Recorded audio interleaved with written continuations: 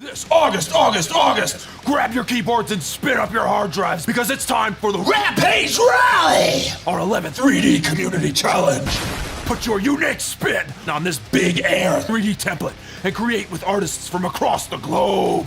Shift into high gear to make the top 100 montage with custom music by DDCO. Or gun for the top 5 and win big. Sponsored by Puget Systems, Rococo, Marvelous Designer, The Gnomon Workshop, and more. Rotate those tires, crank up the NOS, and download the starter files right now. This August, hang on to your assets, because you're gonna need them.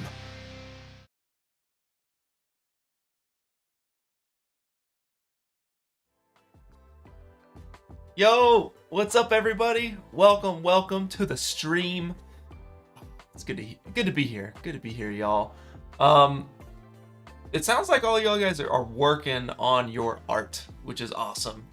Everyone is doing a good job, having fun. Yes, I love it. So yeah, this stream, what we're gonna do is meet a handful of artists from the community, get to know them, and take a look at their works in progress, offer feedback, answer any questions that y'all might have. So it'll be a good time. It'll be a good time. I love these because it's fun to see what y'all are up to. It's just like a little sampler, a little appetizer of what's to come in the montages. So it's a good time. You guys good? You guys good? Yes, thank you. I appreciate it. I worked hard on the mustache. Worked very hard on the mustache. Yes. Thanks, John. Appreciate you. Yeah, no, it's good. Y'all are working on it a couple hours each day. Manishka, I see you. Hey, Manishka, I hear that there is a 1 frame off situation going on in Unreal Engine. We checked it on our end and we found that it was 144, but I hear that you're still getting 143. I'd love to sidebar with you and figure out what that issue is, because if you're having it, I assume others are as well. So it's important, y'all, get those 144 frames. As we all know, those tech specs are very, very important. And, you know, we try to do our absolute best to make sure everything is set up as good as it can be. But, you know, sometimes there are inconsistencies, things that happen just from multiple like versions of software and everything. So yeah, we want to help you guys out as much as possible. We're listening to all the you know, troubleshooting that you guys are reaching out about and everything, as far as at least the project files go. So yeah, Manishka, hit me up on Discord. Oh, you fixed it. I'm curious to hear what it was. Yeah, type it out in chat. I'm curious. Soul State, you're asking, how do we submit for feedback? Well, if you're on the Discord side of things, the Rampage Rally Discord, not Rampage Rally, the Crate with Clint Discord, in the Rampage Rally channels, there's the announcements, and I'm adding people at Rampage Rally to share your art with us, DM Sotomonte. So just look in that announcement channel. You will have the Rampage Rally like tag if you hit the green checkbox and you're on the Discord side. Like, you literally can't see those channels unless you hit the green checkbox, I agree, and then it'll open it up. It'll give you the role automatically. So just look in the announcements there. Yeah.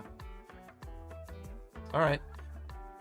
Well, let's hop into it, y'all. Oh no, one last thing. How could I forget? There's a submission link now.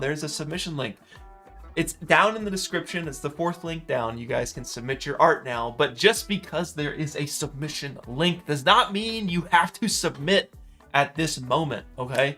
Please, take your time. We've even considered releasing the submission link 3 weeks in, because people all the time, they rush, they submit their art, and then they say, oh, that actually wasn't my final. This one is my final. Well, guess what? If you submit twice, you just disqualified yourself from getting into the top 100 montage. So don't do that. Don't do that. We've, you know, built the submission link in such a way that, you know, we're trying to warn you guys. We're trying to let you guys know the submission process is, you don't want to sabotage yourself at the submission process. So when you do go to submit, please read it very, very, very carefully. Take your time with it. It takes about, like, give yourself like an hour to submit even, right? And even that is, just don't rush it. You don't want to rush that process. You want to make sure you did things right. If you find technical errors, if you find that your render is 143 frames per second or whatever, you need to give yourself time to fix it, okay? So don't rush that process. It's my goal to have everyone submit properly and not double submit. But there's always somebody. So just take your time with it, please. You should be a little scared of the submission process. I think that is probably a good thing. You want to make sure that you're double, triple checking all of your tech specs and everything. Chafee, I appreciate it. You're not going to rush it. Good. Good, good, good. We need that. We need that energy for sure. Yeah, visual. You are right. There's no sense in spending a month on something and then ruining it at the finish line. This is what we did when I was at Rocket Jump, or even Corridor. We would do this thing where we would have a deadline for a short film, right? Maybe this isn't the best example, but you can probably take something from it. We would have a deadline. Let's say we had a month to finish a short film, right? And we get to week 3 and we realize the ball is rolling, the short is coming together, but there's no way we're gonna make the deadline of that month, that self-imposed deadline, right? And it's important because these are self-imposed deadlines here. And we're like, we could crunch it and rush it and deliver and make our self-imposed deadline, but that would not be serving the short film itself. That would be like wasting the 3 weeks of work that we put in to this. And really, because that's what happened with Boss Town Dynamics. I think that took like 2.5, 3 months. The second one at least. And it was one of those ones where it's like, it'll be done when it's done, because there's no sense in just putting an arbitrary deadline on it and rushing it out, because the short, it wouldn't be the right thing to do for the short. In this case, you guys just want to submit properly. Submit with the proper tech specs. All right, that's 144 frames, 1920 by 810, or is right 3840 by 1620. One of the two, nothing in between. You need 23. It's 24 frames a second, not 23,976. 24 frames a second, not 30, not 25. All right. And we're going harsh with it. So there is no pit of despair, or sorry, no, other way around. There is a pit of despair, and no one is making it out of the pit this time. We're gonna go harsh with it. We're playing hardball this time. No one is going to be saved from the pit this time around. So please take the time to submit properly. You'll be okay if you just take your time with it, all right? Please take your time with it. Triple check your tech specs. And that is all I have to say about the submission link. Good luck, everybody. Let's get into it. Let's meet our first artist, Jacob. Jacob, what's up? Yo, what's going on, man? Dude, so you reminded me before we set up that we've met before. Was it at NAB 1 year? Yeah, that would have been probably close to 4 or 5 years ago, even at this point. It's been a minute. You were with Video Copilot at the time, yeah? Yes, sir. Yeah. That's awesome. That's awesome. Yeah, that's crazy. It's crazy. I remember that in my way back. The visual image of like your guys' car, you were getting gas, and it was like, hey, there's Andrew Kramer and all the Video Copilot team. What's up, guys? Yeah, that was cool. Was a good time. Yeah, that's what's up. Thanks for participating in the challenge, and also thanks for sharing your work in progress here on the stream. I know that, like, as artists, we don't want people to see the unfinished piece of work. So to everyone who has joined me on stream for these work in progress streams and will join me, I appreciate it. This is your V1, isn't it? Yes, this was the V1. I sent like 4 progress renders. I think the most recent's number 7. Yeah. Okay. On number 7. Yeah. I see. Let's take a look at them all. Let's kind of look at the process here. So how many not submissions? How many challenges have you participated? So I have tried to participate in like 3 different challenges. The furthest I ever got was in I think you called it moving meditations or something like that, where it was all the cool poses. But A blessing and a curse. I've been very busy freelancing and I have never had time, but I was determined. This month, I'm going to chip away at this. I want to participate.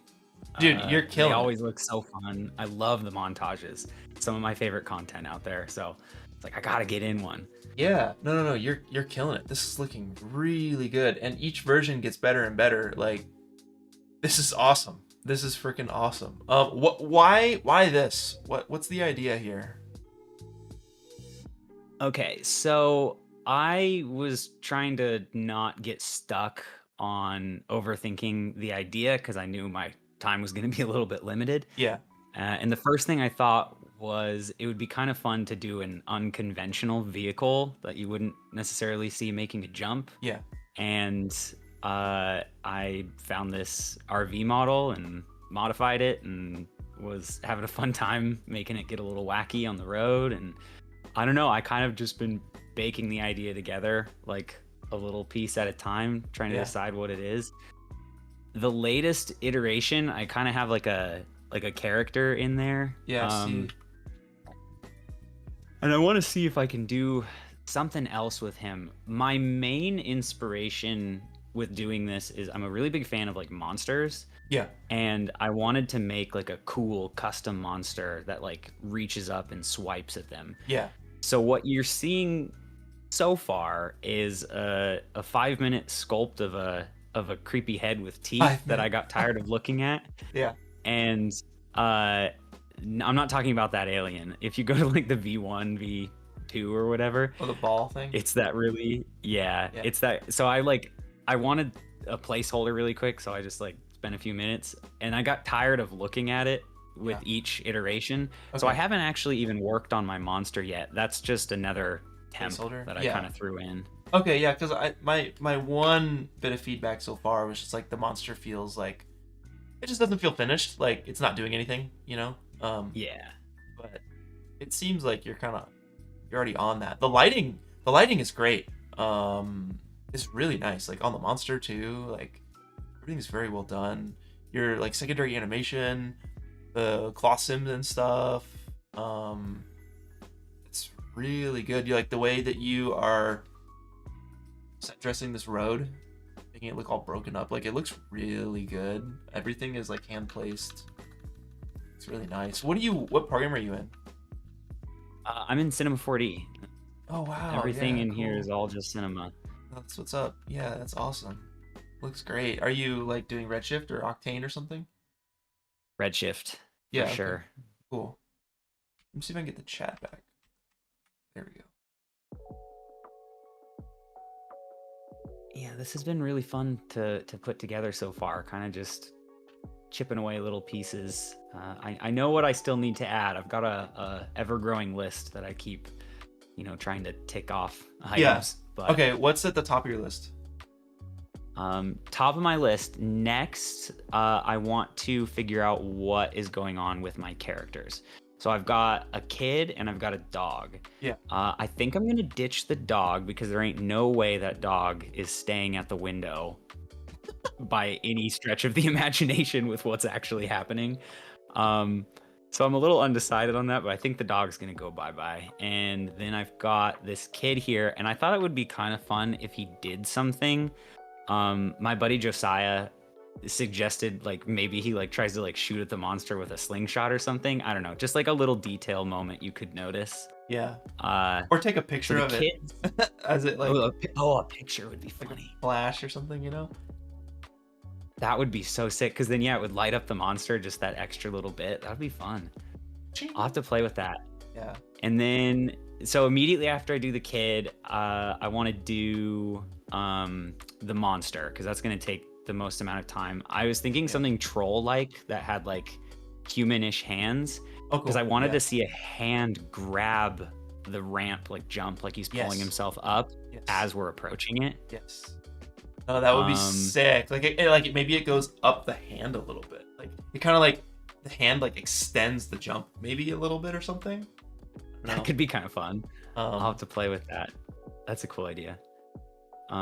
Yeah, and then I need to populate my environment with like some foliage because it's all rocks right now. And then I think after that, character, monster, environment polishing. I think it's time for just some comp and some like effects work, getting some dust and maybe a little atmosphere in there, stuff like that. This is awesome.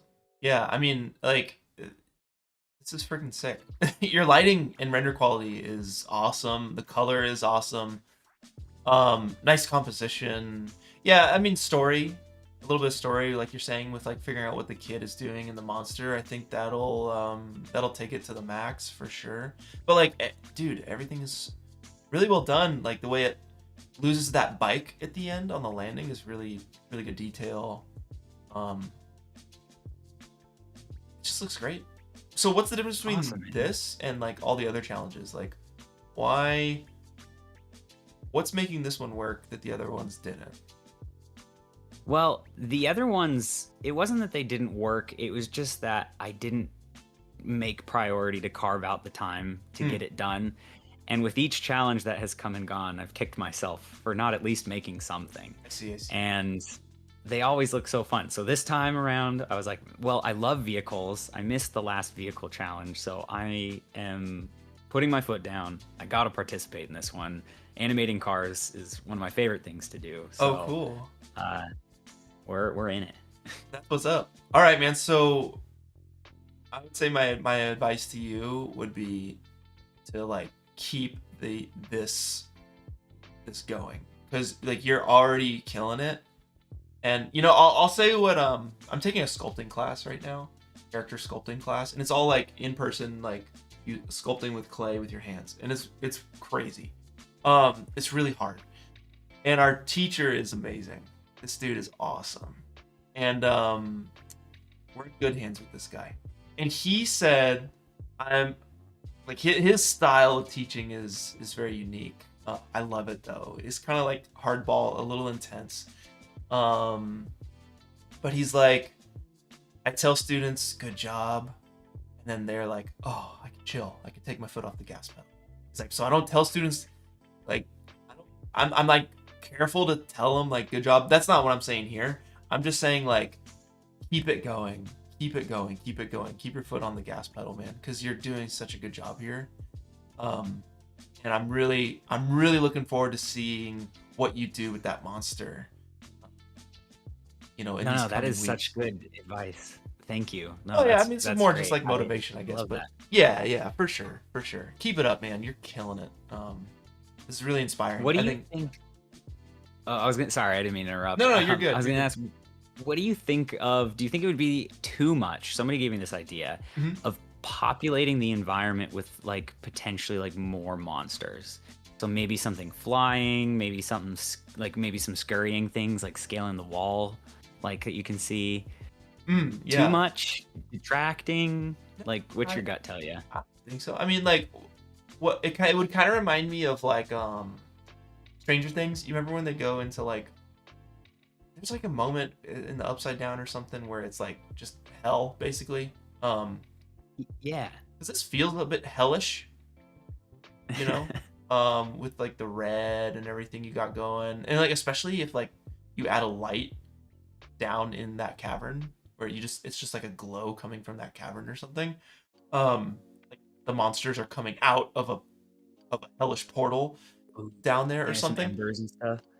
Yeah. I could see that. I could see like silhouette monster, like way in the distance, big one. I could see some flying flappy guys kind of like flapping around. And then some creepy crawlies. Yeah, but I would focus on like the top of the list stuff first, and then if you have time afterwards to add that kind of stuff. Someone's saying tentacles, that would be sick. Flying monster to boost the truck up somehow or something. Yeah, there's lots of always good advice in chat too, so take a look there and see what people are saying. Oh yeah, I'll have to dig through. Yeah, I'd say focus on your top of the list stuff, the monster and the kid and the story, and then see what you can do with like some secondary creepies. Okay. Yeah, absolutely. This has been so fun so far. I appreciate you taking the time to take a peek and give me your 2 cents, because this has just been a blast. Yeah, absolutely, man. You're killing it. Can't wait to see it. I'm excited. Awesome, man. Well, hey, thank you so much. Yeah. Thank you, Jacob. I appreciate you, man. We'll see you at some point. Yeah. I'm sure we'll run into each other again one day. I'll jump here and I'll yeah. Cool. That's Hey, it. hit me up Gotta on get it done on Discord time. too. Send me a message on Discord or something if you're in town. Do you still play Rocket League? I would. I'm looking for an excuse to Alright, play bet. Rocket League. Yeah. All right, man. I'll talk to you later. Peace out. Later. Heck yeah. That was awesome. That was really, really good. Shoot. Very good lighting on that one. Good animation. Really nice all around. What's up, everybody? As always, thank you guys for your advice, tips, and everything. For all these artists here. Streaming Rocket League, second channel perhaps. Be Rocket League, Smash Bros, maybe some Powerfall, music, a lot of music. All right. Flying Banana. Have a good one. Thanks for tuning in. We appreciate you. Bouncing was impressive. Yes, the bouncing was impressive. A Rocket League render from this challenge would look amazing. Oh my god, you're right. Oh my god, you're right.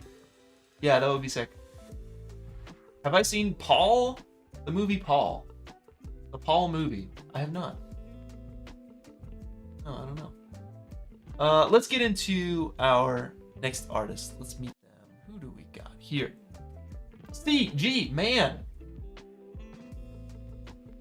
Is it a man or is it a render? We don't know. Hello, CG man.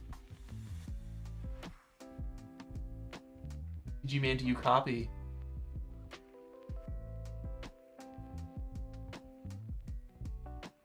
We're gonna get CG man on the horn here. In the meantime, let's take a look at this art. Very green, very lush. I love it. This is my dream, by the way. To have a powered paraglider like this. This is super sketch though. Goodness. CG man, where you at? Where you at, my friend?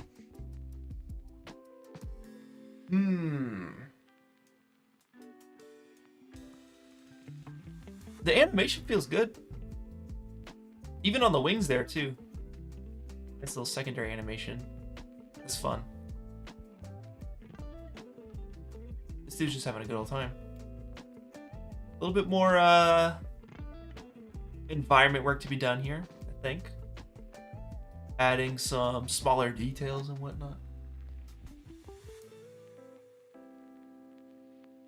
How are we doing, Sodamonte? Oh. We're troubleshooting, y'all. We're doing some behind the scenes troubleshooting. Do we want to go to another artist? Someone else queued up by chance?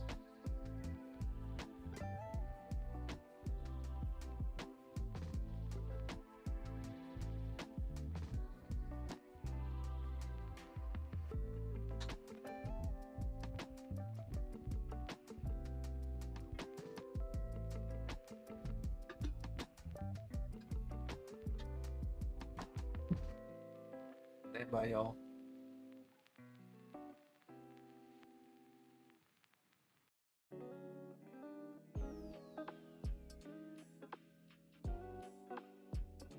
Alright, let's see your guys' comments here. A gust of wind from below that justifies the trajectory change. Yeah, I can see.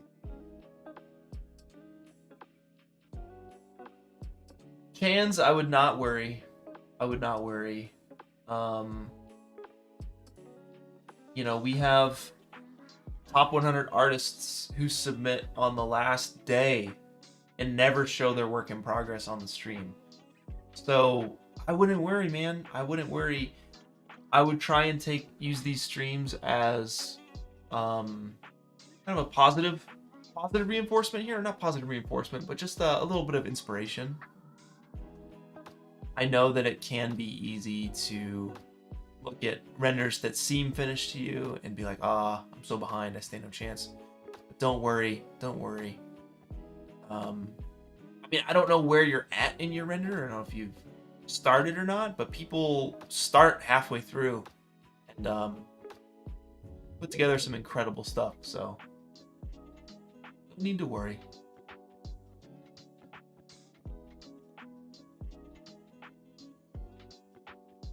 So the Monte's working behind the scenes here, helping CG Man troubleshoot, trying to find another artist to come up.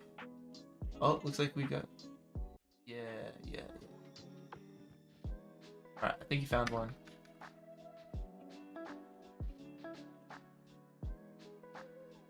Yeah. All right, let's switch over. Oh, not yet.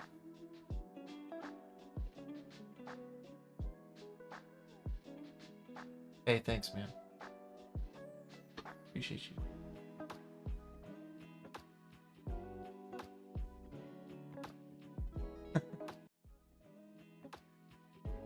Aaron, what's good?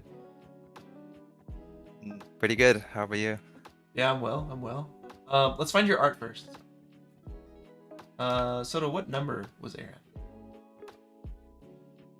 Remember? 4? Okay. Boom, here we go. All right, Aaron, where are you coming from today? From Toronto. Toronto, So, nice. What's up? All right, cool, Yeah, cool, weather's man. here nice. Yeah, is it like perfect right now, basically? Yeah, I can't really complain. Nice and sunny. Yeah, it's cool. It's cool. How many challenges have you participated in? Oh gosh. I did Kinetic Rush, and then for the ones after that, there was a couple I attempted, but sometimes like I just like in between I just lost like I feel like I lost the confidence to like really follow through with them. So I would like try to start to execute on ideas, and then like life stuff would come up, and I just never ended up like submitting to them. Yeah. The only one I submitted to before this was Kinetic Rush. Okay. But I always love the montages and everything. Yeah, no, it's a good time. But I hear you on like the motivation thing. It's difficult, and it's something that it's real. I feel it a lot when I'm working on stuff creatively, and I think that's why I like 3D so much. Is like you can and visual effects, because you can kind of get like something that looks cool pretty quickly, but it's easy to get stuck and not have any forward momentum, which can really hurt a project. It can be demotivating and stop you from completing the thing, because I don't know, it's just hard. It's hard. We need that like validation. We need a little bit of positive feedback. And if it's not from the work that we're making, then from others, from friends who are also working alongside you. This is why doing these challenges like as a community is so powerful, because we kind of push each other forward. Yeah. But how have you been, like, how emotionally, talking about like staying inspired, how have you been doing on this one? This one has been good. Actually, of all the because I remember trying to submit for I guess it must have been Endless Engines. Hmm. I had started like 1 or 2 weeks into the challenge, I think. Yeah. After it started, and that's like when I was still like brainstorming ideas. So I had a late start. I will give myself that. But I would kind of look through, because like your Discord's great for like seeing what other people are doing and like gauging where everyone's at. And then I would see like these like basically almost finished renders. And this is a me thing. I don't want to say like I was like badly influenced, but I would see like these almost finished renders. I'm like, what is the point, Yeah. Which but I was just in like probably mentally not the best space at that point. But I'm trying to get a head start on this one now, and get it to a point where it's like 80% done, and I'm 80% happy with it, and I'm just like polishing at the end, so I'm not like in my own head about it. I think I'm generally more vulnerable to like influences like that. So I am working on that. But for this one, it's been really great. It sometimes it gets like it's it's in the summer, so I'm kind of off of being busy with other things. So Yeah. it's been really good for this one, and I've got to like really be heads down. I learned something about myself is it'll be like 9 p.m. and I'll be like, let me tinker out like one more thing, like let me try one more thing, and then I'll be like spiraling down this one hole, and it's where I get like 90% of the cool things that I want done actually done is like saying that one last thing before I go to bed, Yeah. and then just working on that for like 5 or 6 hours at a time. It's so satisfying. I know what you mean. Yeah. Yeah. That's awesome. No, it's tricky, like, the whole, like, comparing yourself to other artists and seeing artists that are better than you in a contest is like, yeah, what's the point?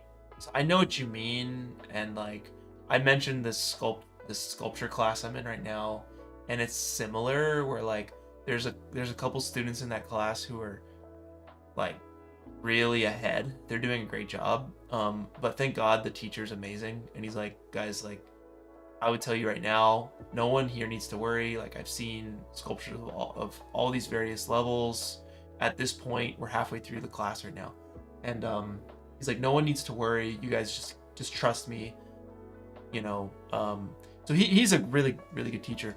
You'll be hearing me talk about this sculpting class a lot.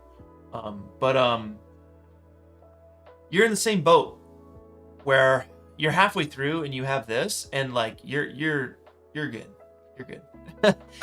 Yeah. That's great to hear. Yeah, you can be proud of this, and I don't know where this lies in your like skill level. If this is the best thing you've ever done, or if this is subpar work for you, but like the fact is, like, the fact that you're doing this, and that you're at this level and you're going to complete this is the biggest thing. And I was talking with my buddy. I was talking with my buddy about a short film, and we were just talking about the idea of releasing work that's better than the last thing we've made. And I remember when I first started my YouTube channel, and I really wanted everything I made to be better than the last thing I put out.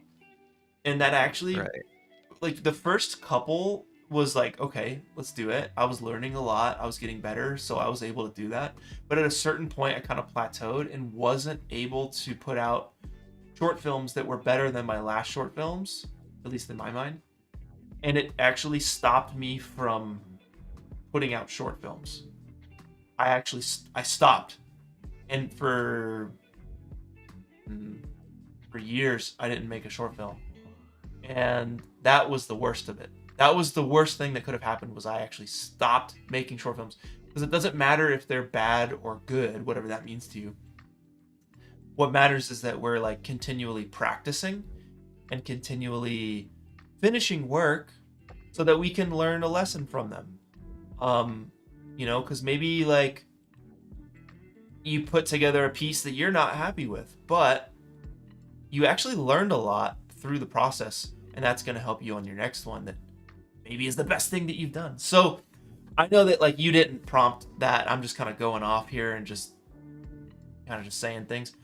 But I don't know. I feel like that'll connect with a handful of people out there, and like people are going to be feeling what you're feeling right now about the whole thing of like, oh, I'm feeling discouraged. I know you were feeling that last challenge. This challenge, you're doing better.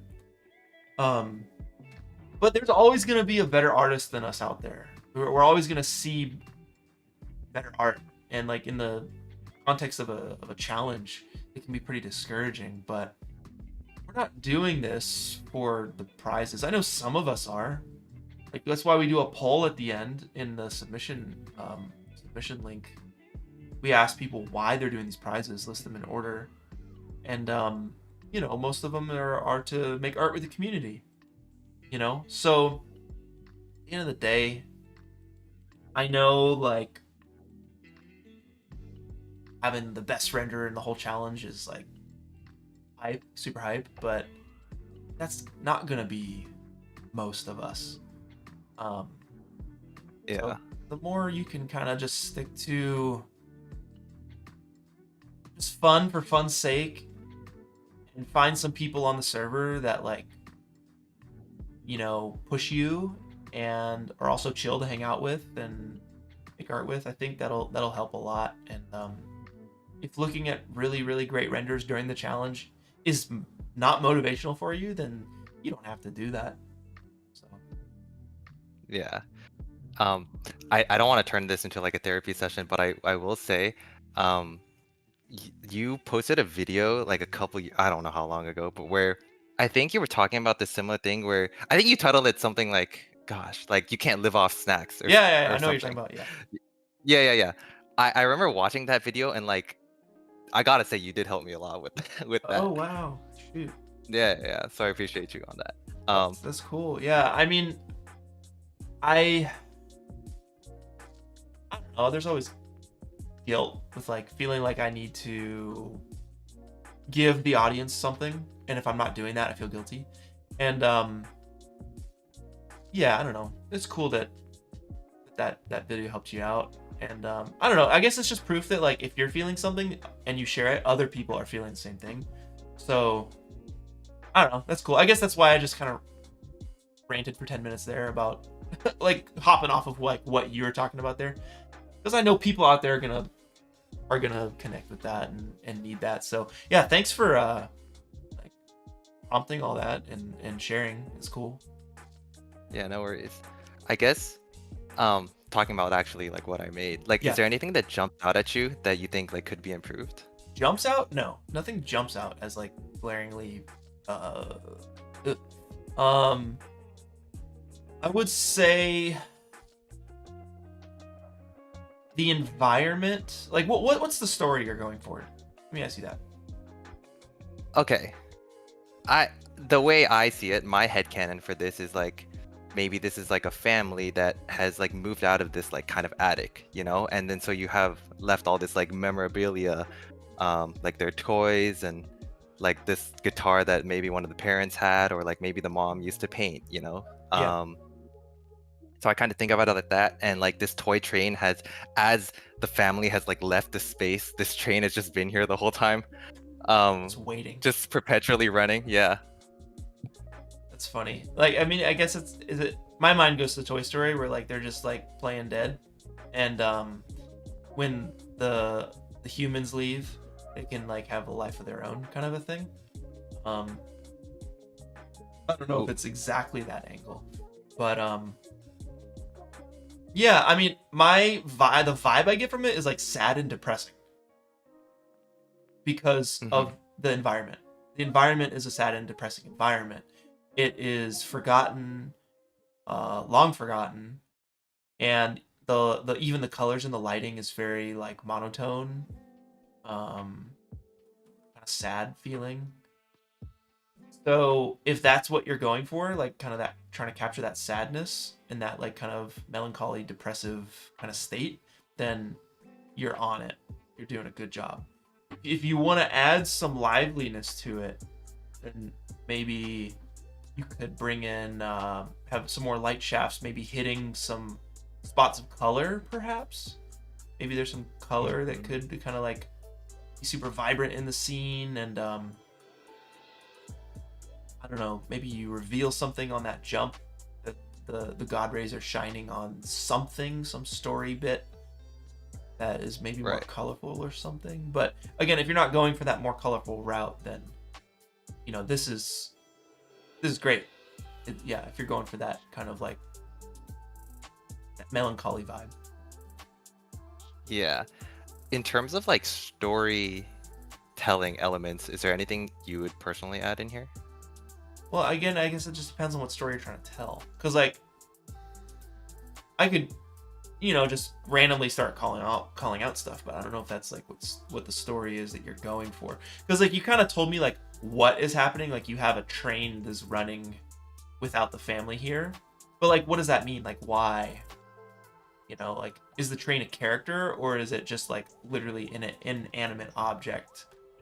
And like, why does the audience care about this train that's running? You know what I mean? I getcha. Okay. Yeah, like why does it matter that the train is running? Has it never has it like not run in 50 years and it's finally running for the first time? Like, do we see more like dead trains kind of around and they start kind of activating throughout the scene? Like, does the train moving through the environment like inspire other characters to start moving and coming to life?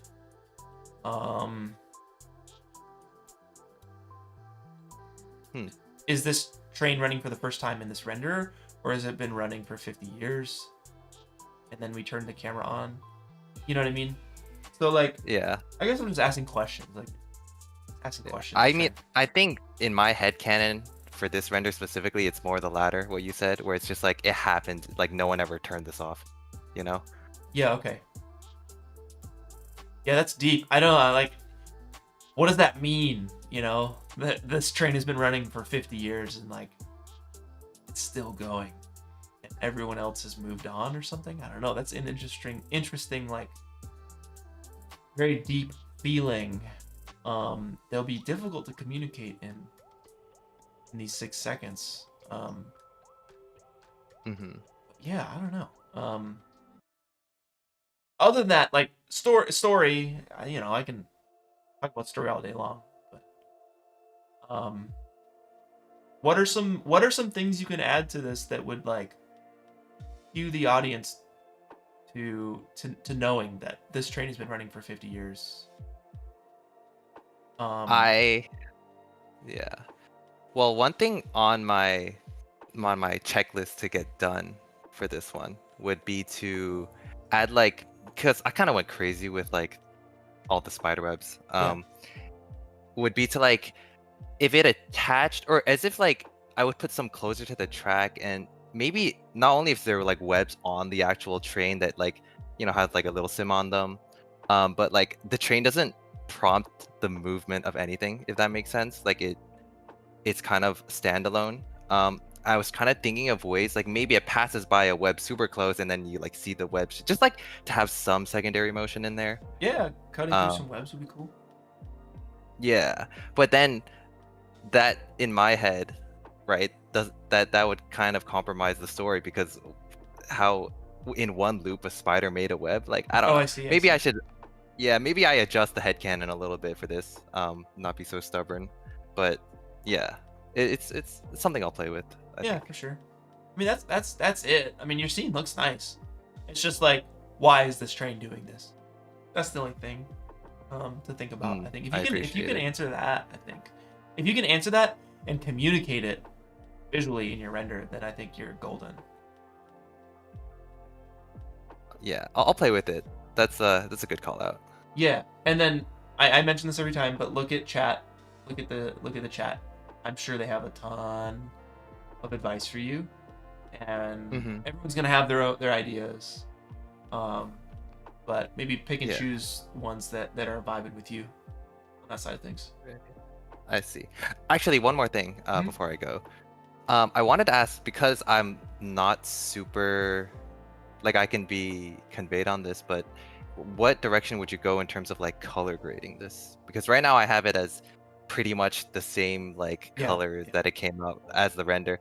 I played with like more warmer tones, but I don't know if I love that. But just from you looking at it, would you have a direction you would go in terms of color grading? Maybe just some like color contrast in the shadows, like some blue or something in the shadows, perhaps could give you a little bit of like two-tone vibes going on, so it's not just monotone. Because like this could be black and white. You know what I mean? Like, this could just be black and white. I try that. I don't know, see what black and white looks like. But yeah, I don't know. Maybe cooling off the shadows, because I imagine it'd be pretty cold up in this place. You know, I think that could be kind of paired. That color, that cold color or feeling could kind of be paired with like loneliness, and you know, it's a pretty desolate scene. So I don't know. Yeah. I'm just BSing. Who knows? No, I appreciate it. It's like another pair of eyes is always good. Yeah. Absolutely.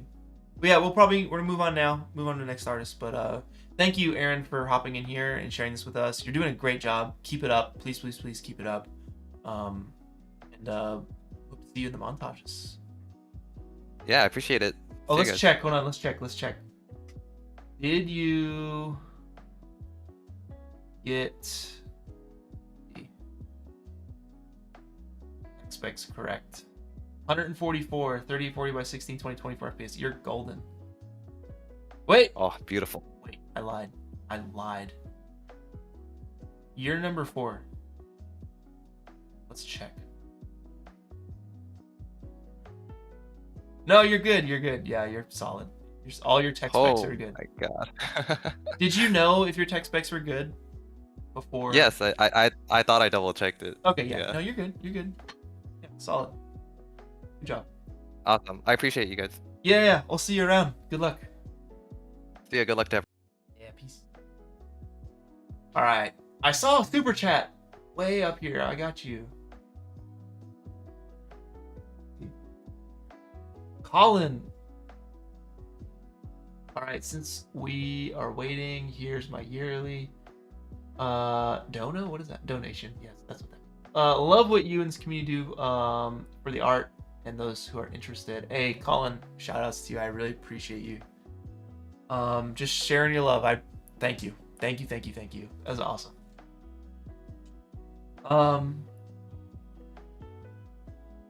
We got Soda Monte in the behind the scenes here.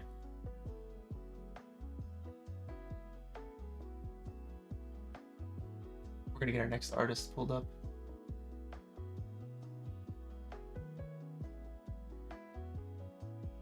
Wait, you don't hear? Do you hear me, Soto? I hear you. All right, we're gonna switch over. Yeah. Go for it, Soto. Number 2. Got it. Yeah. All right, CG man. Hi, Clint. Yes. Hi, we Clint. got you. I'm so What's sorry going on? previously. It's all I good. don't know, it was a technical issue. We made it work. We figured it out, man. All good. Okay, alright. Where are you from? I'm from Indonesia. Indonesia. Cool. Awesome. Thanks for participating in the challenges and joining us. What time is it for you? Is it like nighttime right now or what? Yeah, nighttime, around 1 a.m. 1 a.m. Okay. Thanks for staying up late with us. It's cool. Alright. So I don't know if you heard any feedback I had for you the first time, but I like your animation of the character, and I like the animation of your vehicle and the animation of the wings. It's really good. You can like feel the turbulent wind hitting those wings, so that's pretty sweet. That's a good job. Yeah, with just a little tweak displacement, like a noise modulation. There's no simulation, Ah, smart. not yet. Yeah, it's smart. Yeah. That's good. Why this idea? Why are you doing this idea? At first, I'm also kind of confused for a moment. Like, I want to make it something like a sci-fi, but I don't want it. I want to be like more traditional, but not too traditional. So there's a guy also working on TVC. Like, he is also a 3D artist, and he told me like, I think this is a good idea. A trike glider. Oh yeah, I think it's like not too advanced technology, Mhm. but it looks kind of cool and unique. So I tried it, and the model also I find on internet, but I got I will have to modify the model also, like in the back. The propeller I added some like circular thing because it was maybe some aerodynamics thing, but it's just a final touch. And the character also I made with human generator, and some clothes I sculpt by myself. Okay, nice. Heck yeah. And the, and what the do you- terrain, Oh, go ahead. yeah. Okay, and also the terrain also with Gaia software, if you ever heard of it. Yeah. It's a procedural terrain. Yeah. Yeah, go ahead. So, what are your plans for this? What do you have left to do here? I think also obviously the grass particles, some rocks, and maybe some creatures like birds or antelope running uh running from the track ladder, like I don't know how I say it. Sorry, my English is not so fluent. No, you're good. You're so good. Don't worry. Okay, okay. The antelope was running from to strike ladder, like trying to. I Yeah, don't know just how to tagging say it. along. Yeah. Just running alongside. Hmm. Oh, nice. Yeah, I Ah, think yeah. Avoid like the antelope is avoiding those strike ladder. The track ladder. I see. I see. Yeah. Yeah. Cool. Yeah, I think right now, like if you're just going for a beautiful, lush scene, are you using reference? Are you looking at reference for your environment? Yes, I'm looking at the reference, but I still can't find like an island that with cliff and also grass. Usually, it's more like a continent or a bigger island, not like a small rocky thing. But so far, so good. Yeah, I Like, mean, you would just translate it. You would look at like, I mean, this to me looks kind of like Ireland or Scotland or something, or yeah, something like that. and I would yeah, adding some more grass and some bushes. Yes, It needs a little bit that more. more. You have the fine-tuned details, but it needs the medium-sized details right now. You're missing the Yeah, medium-sized details. So, like the rocks, like you mentioned, more grass and shrubs and bushes and stuff. Um, yeah, maybe like uh, I don't know, the water line. yeah. If you I can want to mask. add. Oh, go ahead. Yeah, I want to add some like waterfall. Yeah, like you asked, like the mask around the terrain with the water, and it's kind of like a water shore, but a big splash. Maybe I will use some stock footage, like black screen, and then there's like a big splash. But around it, I will make a mask in Photoshop, maybe, and then with noise textures to make a little bit more like noisy things. Yeah, yeah, like that. So I was actually thinking like it just needs to feel wet. This area needs to feel wet all around here. If you can Oh, mask wet in, map. yeah, you need a little feeling of gloss and shininess all around where the water would rise lower and rise and lower and rise and lower and Uh, probably I see, get I see. I would probably get some like streaks in here, some streaks like white streaks where the water would kind of like I don't know what the water does, Like leaves the a remaining foam, I residue. guess. Yeah, it just needs a little bit of work on this transition here from the water to the land. Yep, Um, I know. Yeah, what else? and I also need some advice about the the transition between the first scene and also to the end. Like I want to hear some of your feedback to more perfectly seamlessly blend with another render. What do you think? Is this already good, or what else I need to improve? no, you're fine. You're following the vehicle proxy, so you're good. Okay, all Yeah, right, all right, no worries. very good. Else I'd add atmosphere. I would add atmosphere. Like add some fog cards, cloud cards, all up in all of this. All of Hmm. these cracks and crevices, I would add little like fog things and atmosphere layers, and it's gonna Yeah, really like make it feel a lot more like fast moving vehicle. Yeah, well, not and also I would fast. add It's some. it's more just beautiful. Like, it's gonna be more picturesque and more dramatic by having Uh, some fog cards and everything back in here. I will add also a lens flare because it was kind of like a 4 a.m. scene. Like there's a almost evening. Like yeah, I need some a lens flare too. So that's why I add some auto exposure effects.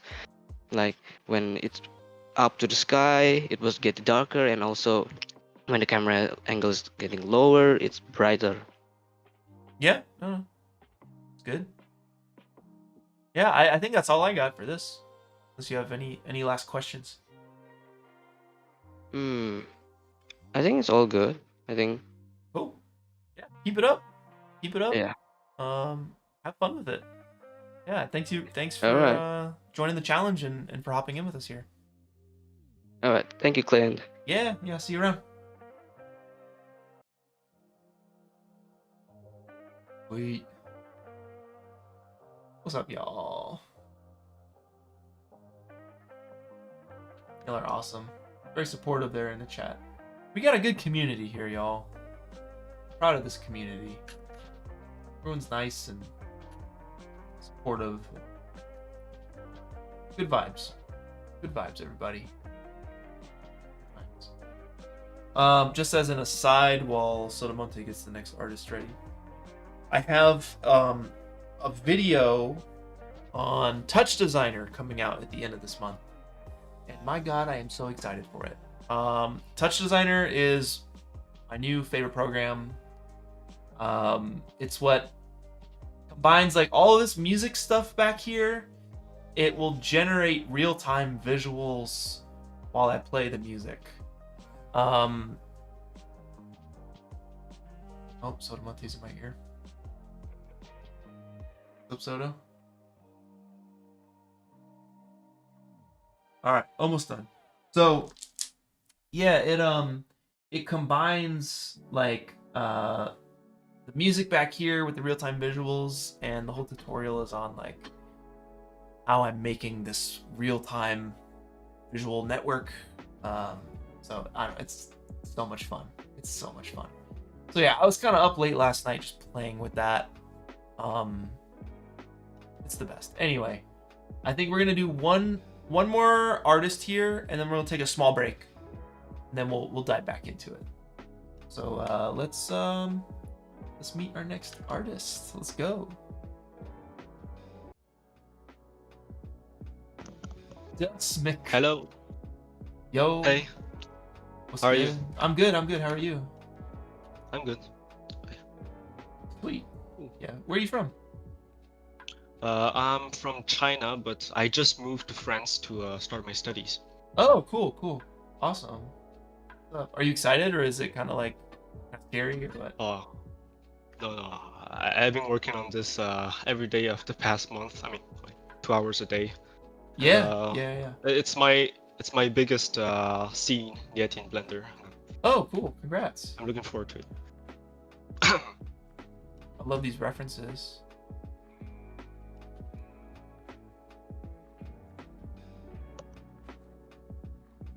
Oh, we got an updated render? Where? Right. Sorry about that. I sent a version with 15 frames per second. I don't know how it got to 15, but Updated render.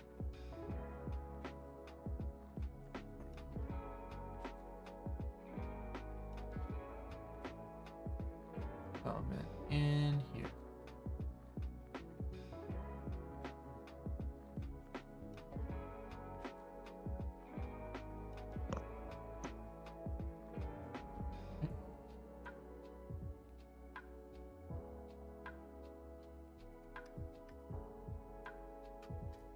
All right, let's test it. Let's see what your tech specs are. Oh! 146 frames. 146 frames would put you in the pit of despair. what? Oh, 146. Okay. Let me explain. This okay, I can explain why it's 146. You don't have to. It's okay. As long as you know, as long as you know why it's 146 frames, it's okay. You don't have to explain. This is awesome. This is awesome. Oh, yeah, this thanks. is super cool. It's like really intense and like, yeah, that's fun. That's fun. It's freaking crazy. All right. So obviously, what you saw the trailer for this movie, and you're like, I can't wait for this movie, and you're like, I gotta do a render for this movie. Is that Yeah. okay? Yeah, exactly. I already finished the movie in theaters, and it's absolute cinema first of all. And Yeah. I wanted to recreate this the first chase scene, was the first thing that I thought of when I heard the challenge. Okay. Literally. Cool. Is this Italy? It's Egypt. Egypt. Okay, sick. Oh yeah, no, this is fun. Your blocking is nice. Like the set dressing is good. I mean, I can tell you're still working on it, right? You still got your ramp. You gotta build out your ramp and Yep. you know, fill out the environment a little bit. What's your plan? What's your plan for this moving forward? These last 2 weeks we have. For the last 2 weeks, I'm thinking of putting everything together. So I have like 3 Blender files, one for assets, one for the animation of the bad guys, and one for the city. Yeah. And once I'm done with all the each individual projects, I'm ready to bring all of them back into one single, and which is the template. Oh, sick. Uh, Okay, so this is just one project file we're looking at. Yeah. Oh, So sick. that's why we don't have the bad guys inside. Why we don't have anyone on the streets, and why there's nothing animated, even the car. Oh, okay. All right. So you're doing a little smart little thing here. You're breaking up your scene into 3 different renders, essentially. Or is it 3 different, like? Oh, it's 3 different projects. Then all the projects have their own assets because if I put everything in one single project, it's gonna be too big to Yep. like even work. Yeah. So it's faster that way. No, that's smart. It's really smart. How many challenges have you entered? At least for our challenges here. I've done well. The first one I did was the first one. I don't remember. It was too long ago. Do you remember but like I what failed. like the look And it was? Like, was it a car one? Was it like a side-scrolling? To be honest, I think it was the karate. Movie meditation. The karate one. Yeah. Yeah, I didn't get to do it because I was like 1 frame more, or the resolution was not the right. I did endless stairs. Wait, no. Yeah, wait, Eternal Ascent. That's tough. They all blend together. I'm sorry. No, it's all good. I did the parkour. Was satisfactory, which game I like, and also did the last one, which was Chasms. Yeah. Chasms. Yeah. Cool. Was the movie what's the movie called again? Brazil. Okay. Yeah, no, I mean, you're doing a really good job here. Your animation is really punchy, and I think it matches the vibe of the movie as well. It's fun. It's fun. I don't really know like what notes I would really have at this moment. Do you have any questions? Yes, I have 2 major questions. 2 major Is ones. the camera movement okay? Because I did tilt it a bit left so we can get that lens flare in post production. So I mean, it looks fine to me. I can't. Again, it's one of those ones where if you didn't tell me, I wouldn't have known. It fits It fits the vibe of the challenge, the energy of the challenge. It doesn't look like it's from another challenge. It's clearly a template to me. So, I mean. All right, awesome. Yeah, looks good to me. Solid. That's good to that's good to hear. Yeah. Anything else? Well, I did add slow motion in the middle. Yeah, no, I was thinking you're doing it well. Oh, okay. Well, that's good. Yeah. No, you're doing it well. What else? Now I think about it, is I want to try to do exactly as the same. How do you say it? Have the same composition and lighting and color as the frame from the movie. Is there any color grading techniques I can use, like from a template image to the render? I don't understand the question. Wait, let me. So I have this image from the trailer, and the color is a bit different from the trailer from this render. Is there any way to match the color? Wait, yeah. This is your render? This is your render, right?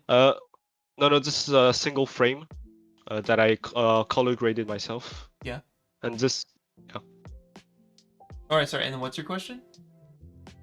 The color grading, how to like match it perfectly to the picture. To the movie? Yeah. Oh, I have no idea. I would have to have a. Oh, here it is. Here's a picture. Great. Okay. I mean, I don't know.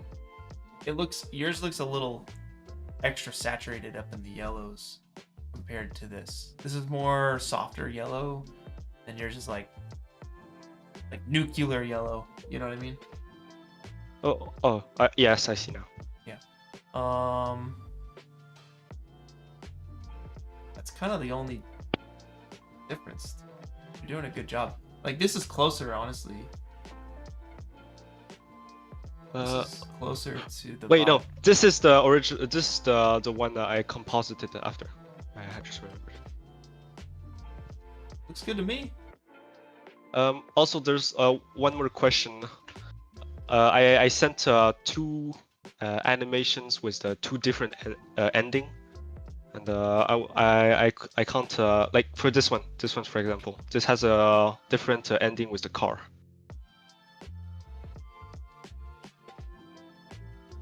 With the car like does some squishy animation.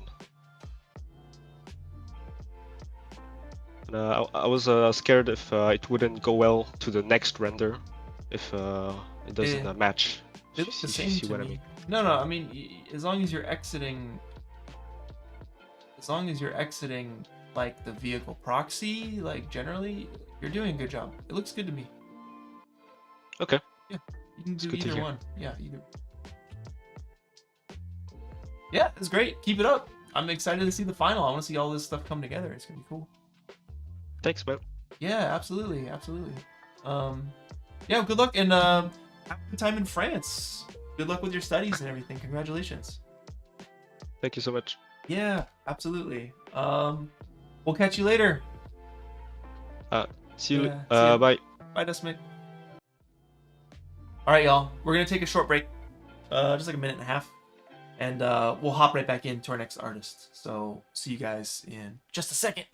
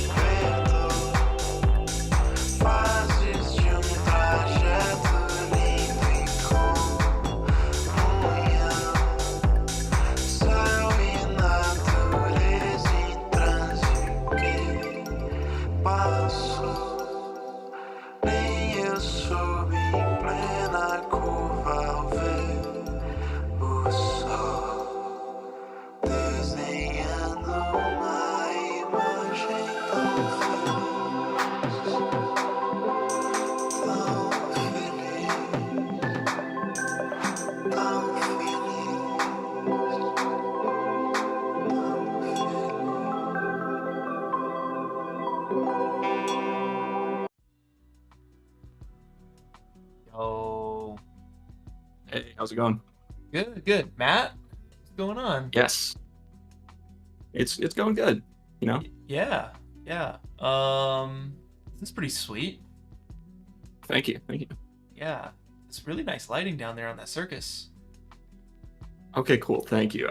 Lighting is one thing I'm a little bit not satisfied with so far, so good to have some nice feedback on that. I think it really hits down there. Yeah, I Cool. think can tell you spent a lot of time down there. Mhm. It's good. Where are you from? How many challenges have you been doing? I'm from Ohio, and this is my fourth challenge. I started with moving meditations, and then took a break for a little while, and then came back with Kinetic Rush and Chasm's Call.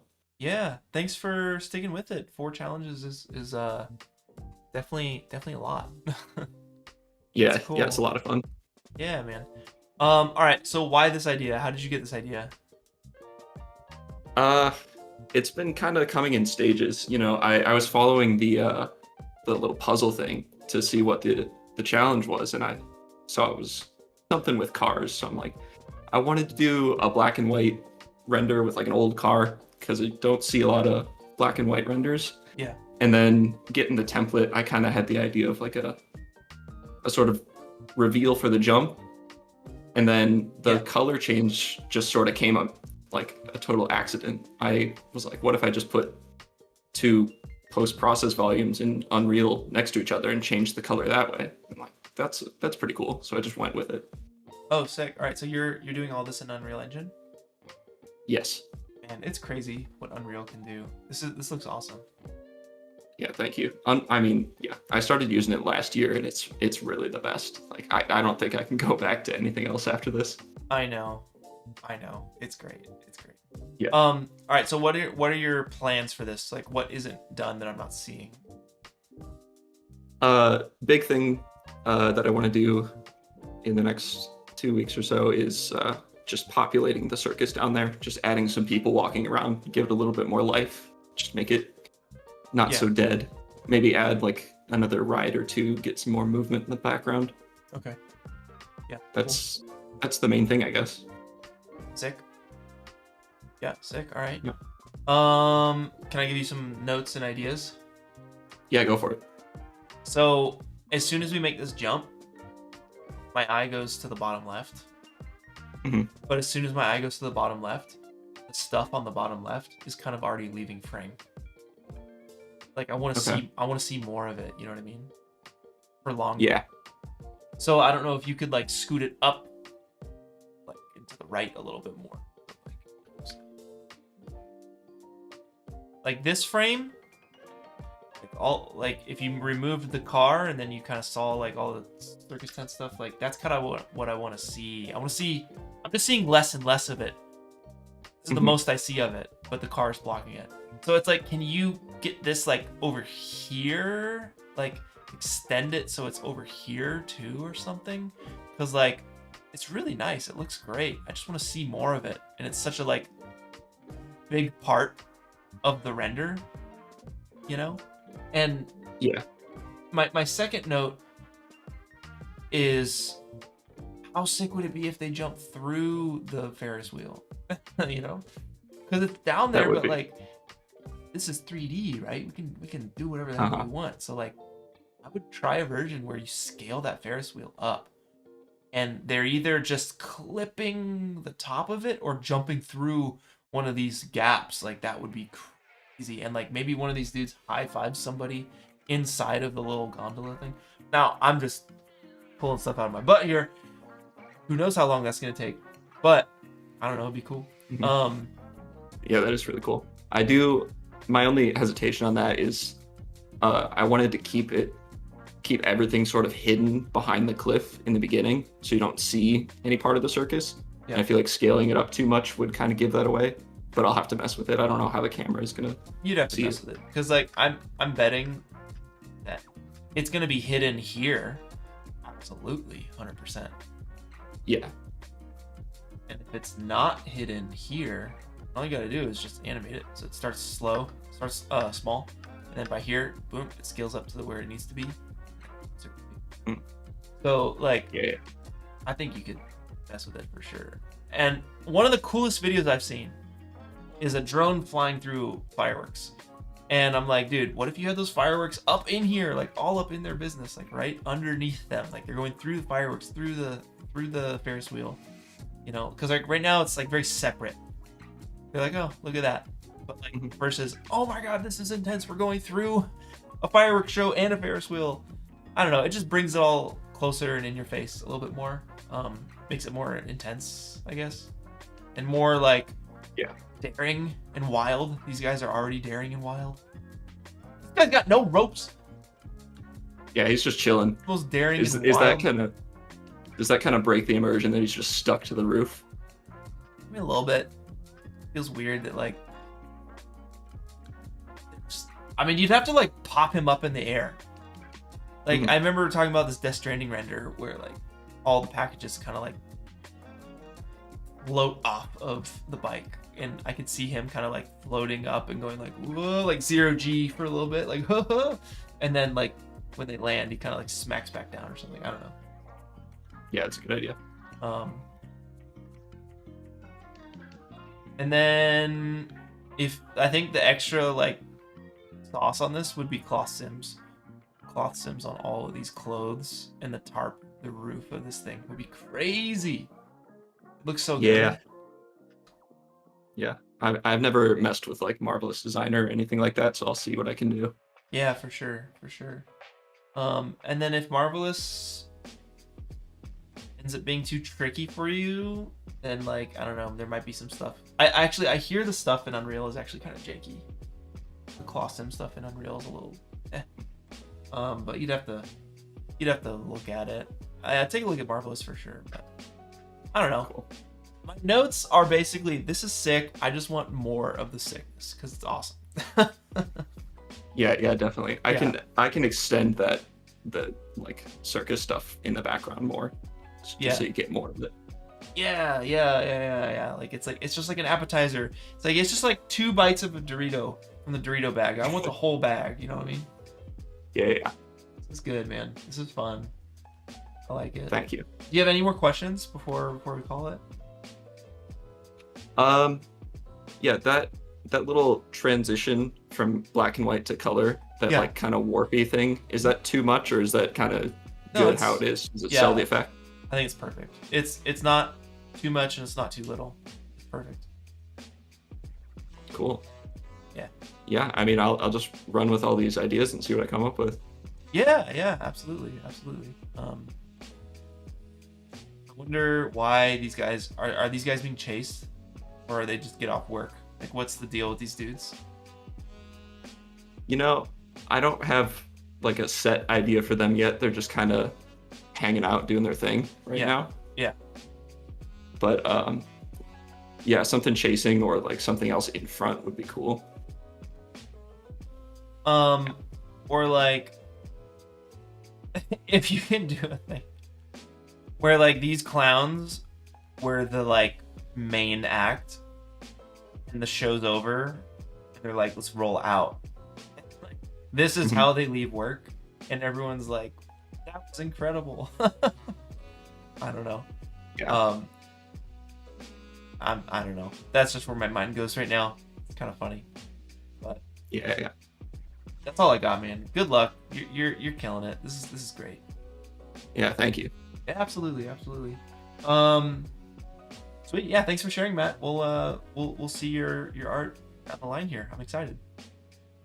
Awesome. Thanks, man. Yeah. See you later. Peace. See ya. Sick. Clowns, man, they're creepy. But this one's fun. This is fun clown. I like it.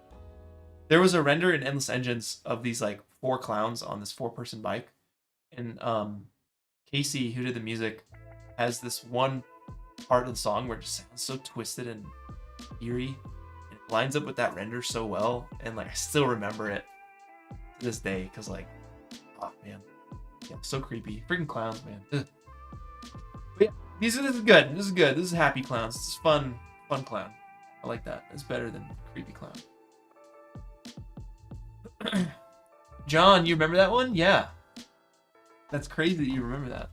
It's funny. It's pretty wild how many renders we all remember too. Like, I know that when we're talking about challenges and we're referencing renders as we're coming up with templates, we're like, oh yeah, you know, the what is it called? The cell shaded like one from the first challenge where it was like all blue and stuff. Like, exactly the one you're talking about. It's crazy.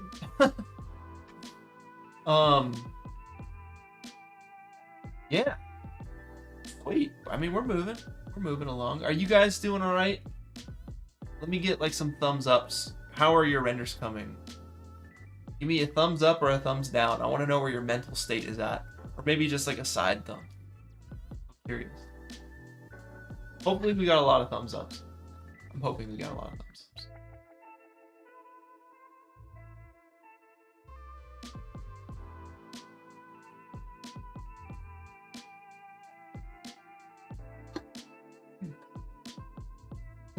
All right, guys, I think we're ready for our next artiste. Let's do it. Yeah. What's up? Hello? Hey, how you doing? Do you hear me? I do. Yeah. Yeah, I'm doing great. Yeah, thanks. Awesome. You? Awesome. How are you? Yeah, no, doing well, Oh, doing cool. well. A little tired, but that's okay. That's okay. So I'm Yeah, sure. see your render here. Where are you from, my friend? I'm from Czechia. The Czech Republic. Oh, okay. I was like, oh dang, I hadn't even heard of this place. Wait, Yeah, so it's kind of late. Czechoslovakia, Czechia, yeah, sure. It's kind of late for you, huh? It's like a little past 9 p.m. Oh, you're chilling. Okay. Cool. I'm cool. All right. Yeah, First thing. Indonesia's worse. Yeah. So hey, the first thing I'm gonna do, I think we have like a 1 or 2 second delay between us. That'll be fine. We'll roll with those punches. But let me first check your tech specs, because this it's looking long. It's looking a little long. I just want to make sure. What would you guess? I want to ask you first. What's your guesses to your tech specs? Did you check them or no? I checked them for one work in progress, and I don't think I changed any settings, but maybe the FPS are wrong. They could be. What does your gut tell you? But I think Do you think the you're rest- on or off? I think I'm on, honestly. Like, I'm really hoping. I'm crossing my fingers. I think I'm on, but You're on. of course It's 144. Yeah. It's 1920 by 810, and it's 24. You're Oh, good to go. right. Yeah, you're Oh, solid. yeah. So I'm why? glad to hear that. Yeah, no. I know. It's good. This is good news. Why this idea? Why are you spending a month of your life doing this desert, old school, like 50s looking render? What's going on here? Yeah, sure. Well, basically, Cars, the movie, the animated movie, is like one of the movies of my life. So, my childhood, I mean. So it's kind of an excuse to work with this character, the Doc Hudson. I don't know. He's this kind of mentor, a car from the 1950s, and he raced very well. So I don't know. The template reminded me. I thought of it as it could be like a rally. Yeah. And then I just thought of this movie, and it kept me motivated. That I'm kind of passionate for this concept for this character. So I guess that's the main reason. Yeah, no, that's solid. That's Yeah, solid. the story. Okay, thanks. It's still kind of early. It's not really. It's half baked, sort of. Really, everything is done. So the animation is basically just a block out still, and yeah, and I'm planning to do some simulations. I have some references there I could give, or some of these. There should be, of course, smoke coming, or the dirt. That is, yeah. Yeah. Exactly. This is also the environment I'm trying to recreate, and the colors I'm kind of going for. No, this is awesome. Like this sunset type of thing. Yeah, no. You're doing a really, really good job. Your environment looks great. I love the way that your car swerves in really close to the camera. That looks really cool. I love all the like. Oh, thanks. Your lighting is perfect because like, in the beginning here, it's catching all of the small rocks right here. Like that's crazy that it's getting. It's getting all of that. because the lighting is so edgy. Yeah, I like to say it was intentional, but it's. Yeah, it's good. It's good. Oh, one note here. Just be careful. Your first frame with the motion blur is not there. Yeah, first frame motion blur. I know. I need to prepare the For your previous final, frames. of course, yeah. Yeah, I'm aware that I have. I got some notes. I need to do stuff. No, but this looks awesome. I love that it comes in. Is that like your name here or something, or is that the car? No, that's the default template. I'm working with a. I downloaded a sketch file model of the character, and I just like subdivision surface type thing, just to. It was pretty low poly, and I'm planning on modifying the textures if I have some time left. Cool. By the end. Now, this is. Yeah, sick. definitely the nameplate. This one. I love it. Okay, thanks. Yeah, I'm sure about the environment. That's one thing. Well, what aren't you sure about? Especially the ramp at the beginning in the jump, it feels very plain. I'm planning on putting some like rock photo scans on the sides, so that it's not like perfectly smooth. And yeah, and I also have to think of something with the background, some hills. I'm inspired, or I can just reference the picture you got there. So, like, it's a really good reference because it's almost exactly the same setting. For the ramp, I don't know. You can just like eat away at some of the dirt, like imagining tires going off of this. Like add tire tracks, and like it's not just a flat line. It's like carved in a little bit on some areas. It's not perfect, you know. Like it's been raced on for a few laps. Or something. I tried some displacement thing, but it's not very visible from the distance. Some shrubs here would be good too. Yes, yeah, sure. I love the way you're justifying the car going out into the right. I think it's really smart. Because he's swerving to avoid the car. It's perfect. Yeah, thank you. I appreciate that. Yeah, it's really I'm good. also pretty happy with that. Yeah. Do you have any questions? I just want to make sure. I have a few. Just I tilted the camera a little bit so that when they're jumping, you can see the car in front, and I guess that's correct. Or if it's like I don't think it really is too much noticeable. It's not. I can't tell. It looks like the Okay. template to me, man. Solid. Okay. Yeah. Thanks. And another thing. I sent two kind of blockouts animation because I still am not sure which direction to take.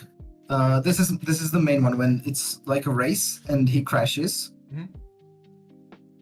But there was another one I sent to Sotomonte. By the way, thanks to Sotomonte for picking me. I'm glad. And yeah, I'm sorry I lost the trail. The next concept was that it's not actually a race, but it's his training, like his apprentice was Lightning McQueen. I guess you heard about him, right? Yeah. At some point.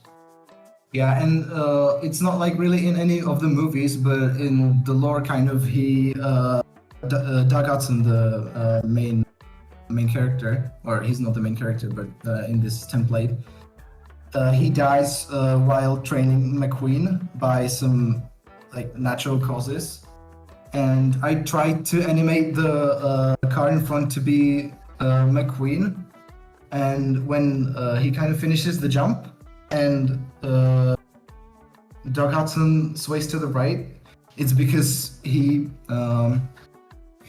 his engine breaks during the jump. Kind of smoke comes out, and then he turns to be like worried. But I didn't really manage to get the timing right with that. I don't know if you have the blockout animation. I don't. I just have the sent one. it. I just have one, and then your. Okay. Yeah, sure. Okay, yeah, no, that's perfect. But I think I'm leaning more towards the race thing. I feel like it's more thrilling, and yeah, I'm kind of looking forward to trying recreate some car crash. Yeah, I mean, hearing you just describe probably. the two versions, I think this sounds and looks cooler. It's more visceral. It's more fun. There's more things going on. Thanks. Yeah, I like it a lot. Yeah. Any last questions? Okay, I guess. Yeah. No, I guess that's all. Yeah. all No, I you're got, so doing just a great job. The environment looks so nice. And really, yeah. Thanks. That's really encouraging. yeah, and the animation looks good too. Keep it up. It's looking really good.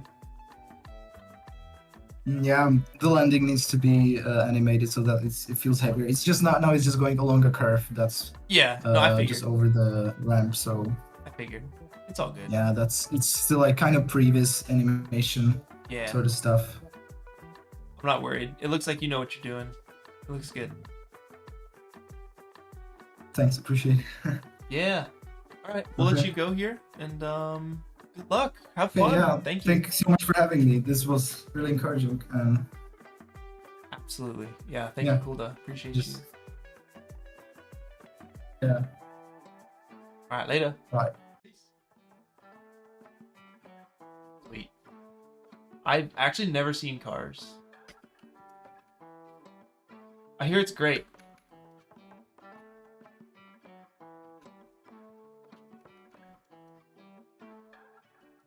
Alright guys, we're gonna get our next artist going here. We got a V1 and we got a V2. Assume V2. Alright, we ready, Sotomonte? Alright, cool. Switch over. Yo, what's good? Hey, Clint, thanks for talking. Absolutely! Infinity! You didn't know you're gonna, yeah, you didn't know you're gonna end with 2 Pixar movies here. That's funny. Your name is cut off, but I remember. No, here it is. Infinity Scones. Do you like scones? Who doesn't? Do you like it with like the what is it called? The lemon. Is it? And, Yeah, the like a cream? sweet and savory. Sure, that's fine. Like, you know, I'm a man of variety, so any scone you can throw at me is great. Okay, I got you. Where is the best scone you've ever had in your life? Oh my goodness, you're asking too deep of questions. Probably, it's got to be homemade, and it's got to have something spicy in it. Usually jalapenos. Oh dang. Okay. All right, for sure. Yeah. Yeah. Sure. Have you had this scone at a place? Like, have you bought this scone, or do you make this scone? No, you got to make it. Okay. It's got to be homemade. Yeah. I love it. I love it. All right, sweet. Let's take a look at your render. So, I'm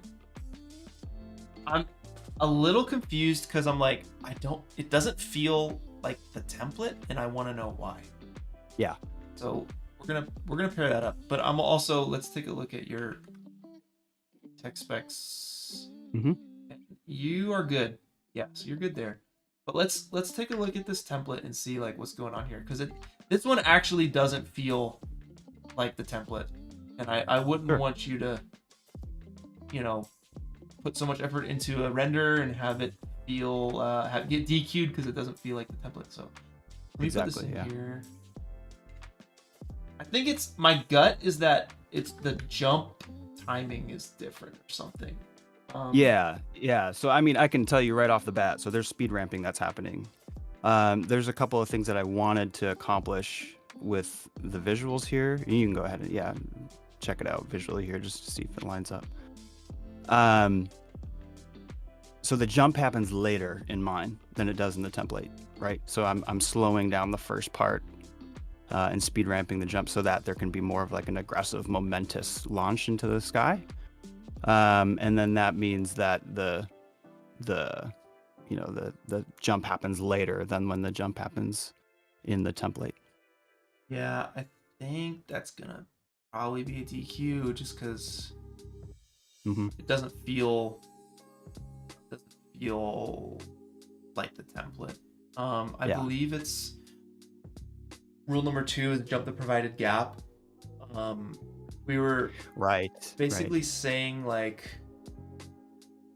in rule 2 description, we were basically saying you need to have the sense of airtime I'm trying to remember the exact wording of it. It's been a minute since I did the announcement video, but like, we want you to maintain the like sense of airtime that we have. And this one, like, it almost happens halfway through the render, and then it stays in the air. Right. And it never really lands. Right. Yeah. No, I was trying to get that, you know, the initial lift. So I'm sticking really close to what the movie does. Right. There's like a little lift off the road. Then they launch after they let go of the car, and so I was trying to incorporate that lift. So that lift happens at the jump, but it doesn't feel like the jump, and I think that's what makes it not feel like the template, right? It's part of it. I think you can have that lift happen sooner. So like, how can we get this going to the template? So like, I would let's see. So the jump, you could have the rocket launch happen at the jump. And maybe it's just going up and over the truck and like looking down on the truck, and then the landing. It's like, what's the goal here? It's been a minute since I've seen Toy Story. Like, so isn't he trying to like land in the truck or something? Yeah. So what happens in the movies? He lets go of the RC car. Their RC car goes into the moving truck. They go past. They land in the van that's ahead of them. And so there's 4 or 5 story points that happen in the matter of the 6-second render. And I'm wondering if I just need to reduce that down to like 2 in order to make this make sense, because I think there's a lot that happens here. I think so in the movie they land in a van. So what you described work this for sure. Right. So like, here's the road. Then, are you seeing my screen share? Yep. Okay. And then you got like the truck. It's gonna be big, right? Compared to them. And they're in the little RC car over here, right? Oh, that's good. All right. So your jump can be the jump over this thing right here, and when what I'm not getting from your render is the RC car going into the back of the truck. And what we can do here is, when you hit this jump, the camera is looking down. Like the camera is basically above the vehicle, looking down, seeing down into whatever you're jumping over. In this case, it would be jumping over the truck. So you would see the RC car go into the back of the truck if we were to like convert it to this like template here, because the camera would be looking down into the back of the truck as it drops it in. And then we see we're jumping over this truck, we're looking down at the truck, and then we eye up the van. I don't see the van in this render.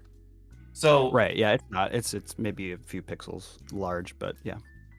So the landing, you could easily like land in the back of a van for that landing.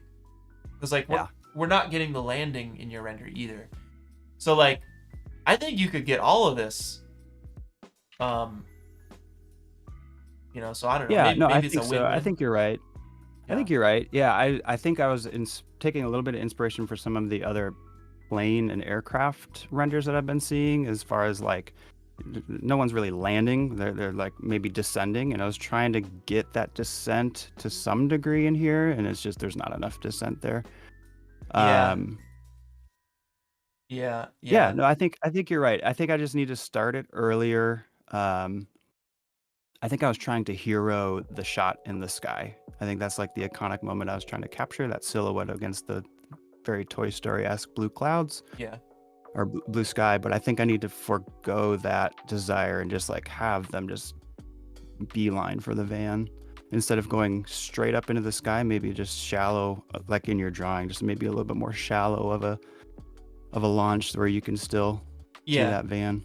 Like, it looks like we're below them looking up into the sky, which is like way too different, of a camera move than the provided one. So I don't know. It's good that you brought this on the stream here, because I'm sure there's a lot of people out there who are doing something like this who need to hear this same thing. So like, I'm glad. Oh, absolutely. Yeah, I'm glad. And thank you for being so like open and to taking the advice too. Yeah. I knew I was living in the gray area for sure. Like there's a few things. I'm living by the letter of the law, right? I'm not touching the camera. I'm doing a lot of parenting things with the scene, of course, but there's like speed ramping.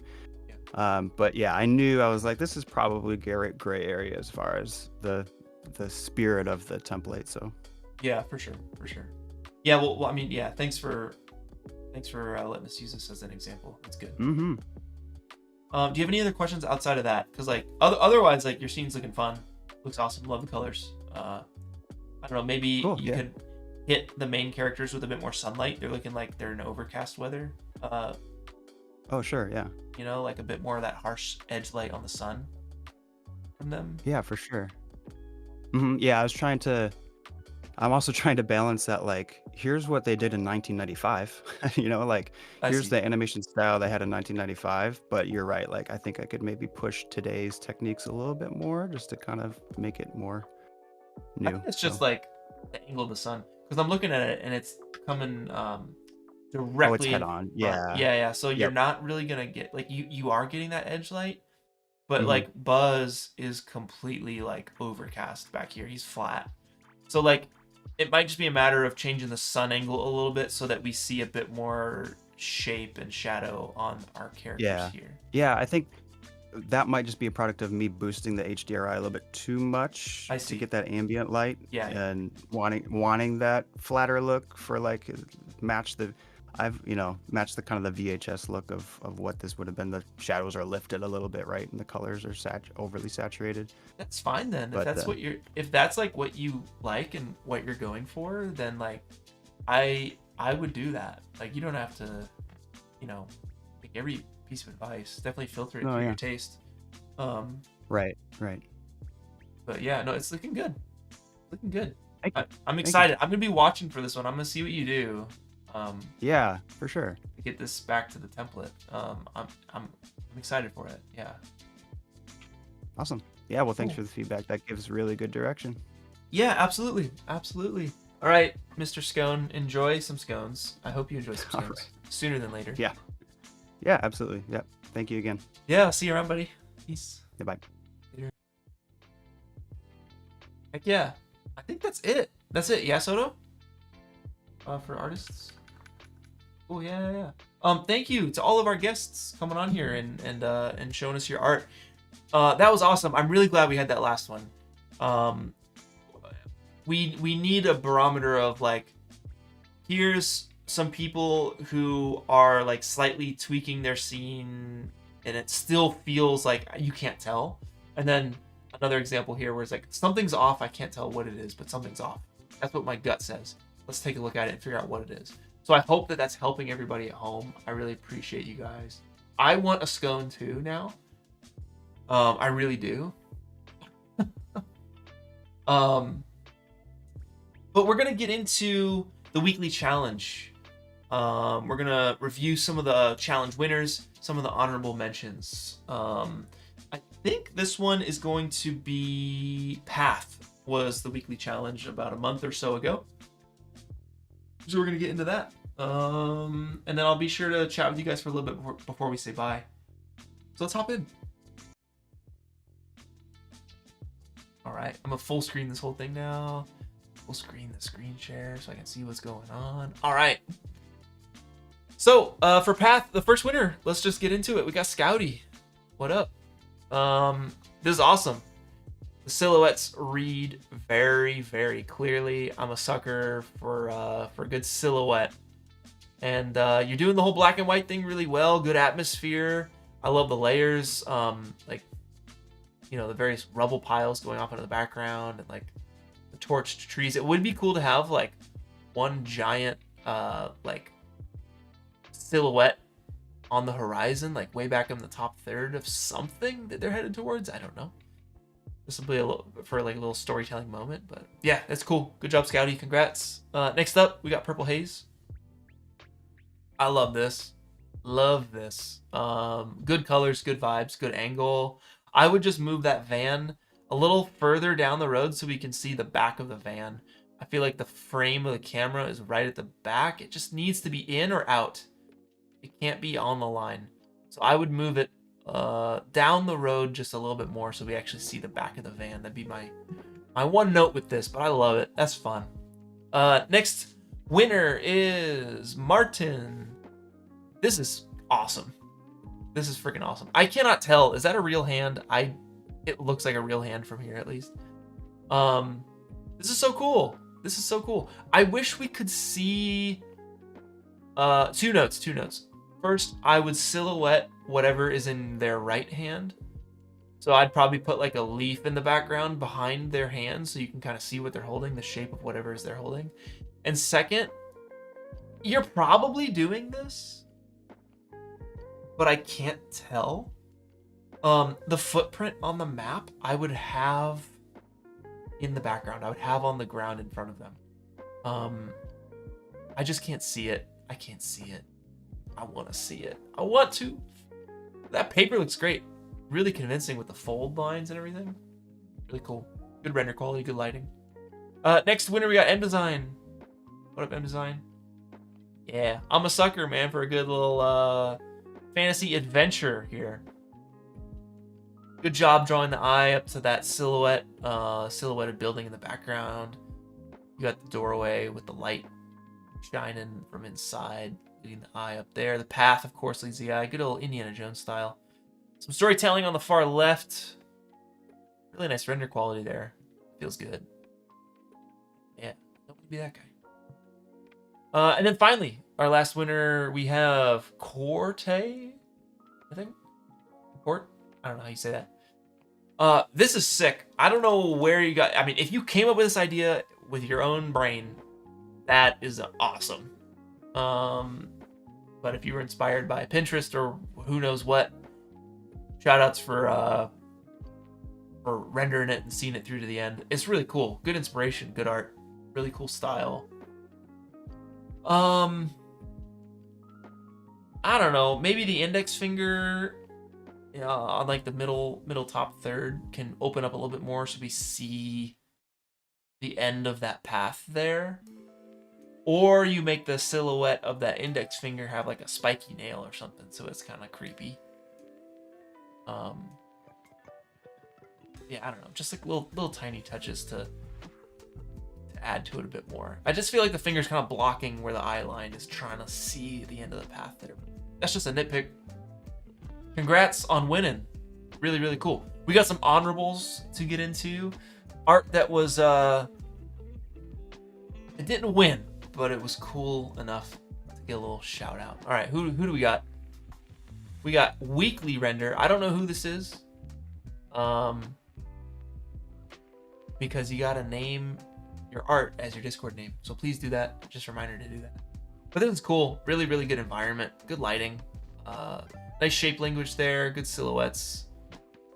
That nice little animated background. Or animated still. It's like beautiful. Next, we got Rohit. Yeah, a simple render, y'all, but I really liked it. I thought it was cool. I would want to be in this place.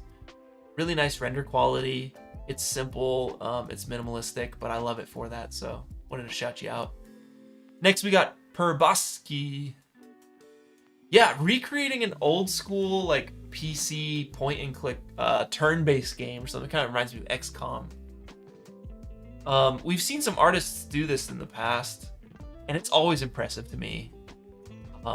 This one as well. So I just wanted to shout you out. This is cool. Very convincing. Good stuff. Next, we got Gilfindel. Yeah, going with a zombie. Classic. Now this one is a little like, I don't quite know how the theme of path fits in. I guess the zombie is, they're not really on a path. They might be on an emotional path. I don't know.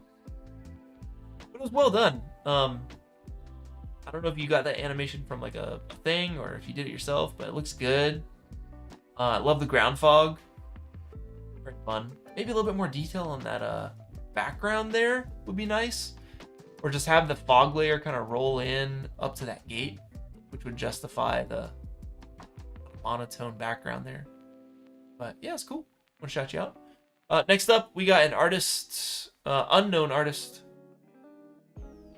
with the computer path. I see what you're doing. Yeah, I love it when someone sees it from a different angle there. And it makes sense. You'd be like, what do you mean path? Well, you know, on the computer. It's cool.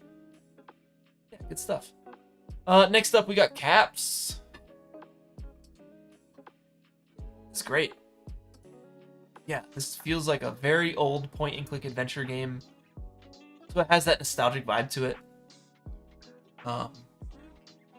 Is this aliasing? Is that what that's called, Sotomonte?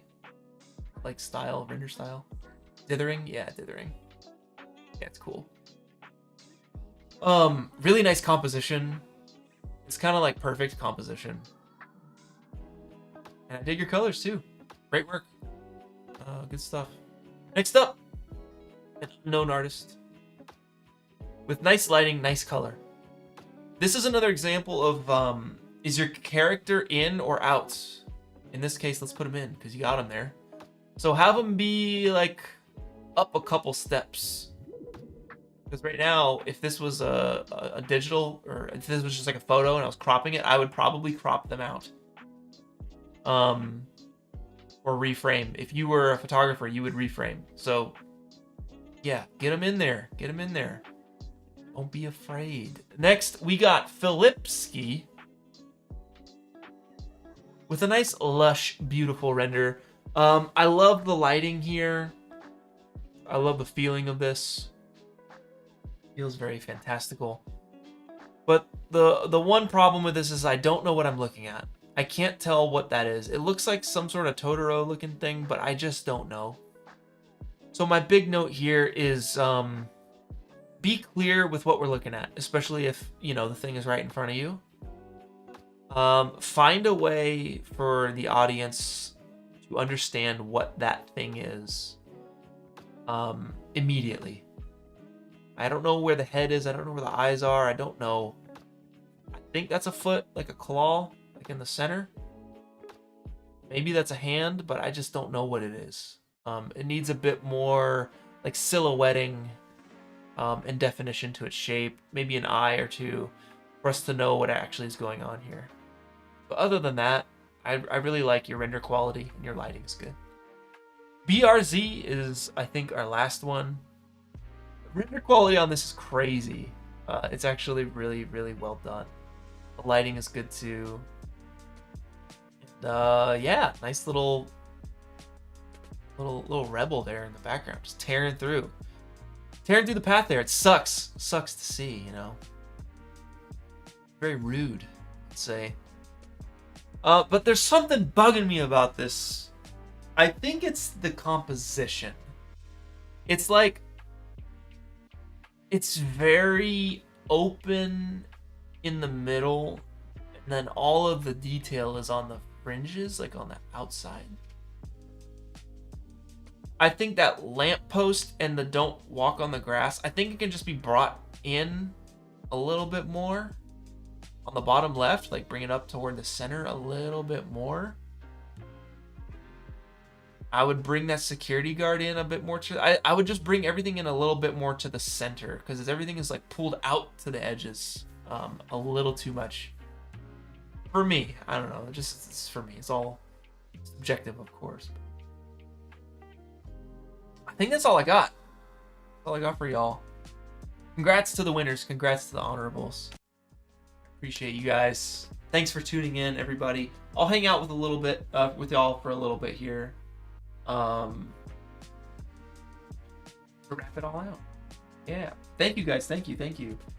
Apologies if I felt a little sleepy on the stream today, or even the stream last week. I felt a little sleepy. That's probably because I didn't get enough sleep. That's probably one thing. Let me full screen the chat here. What's up, everybody? Thank you guys for hanging out with us. How's everyone doing? You know, outside of the render challenge, like, how's life going? Everybody doing all right?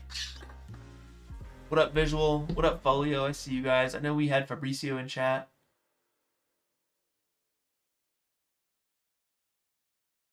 Steve Began, we got Sensei Steve in the chat. Steve, I refuse. I refuse for it to be a phase. No, it's for life. For life. I'll always be playing music.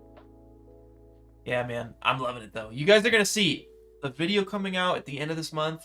You're going to see all this stuff in action back here. And we're going to build a... Oh, dang, I wish I could preview it for you. You know what?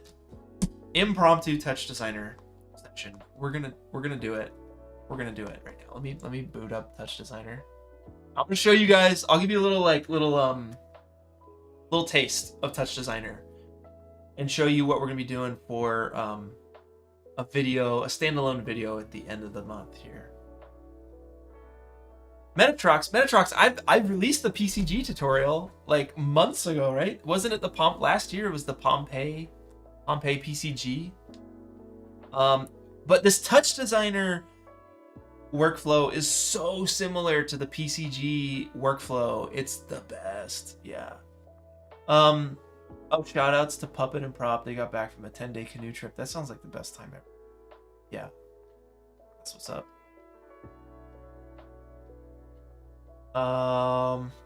Played some drum and bass. Dude, that's what's up. Yeah. Let's see, Clint. Oh, hey, good question.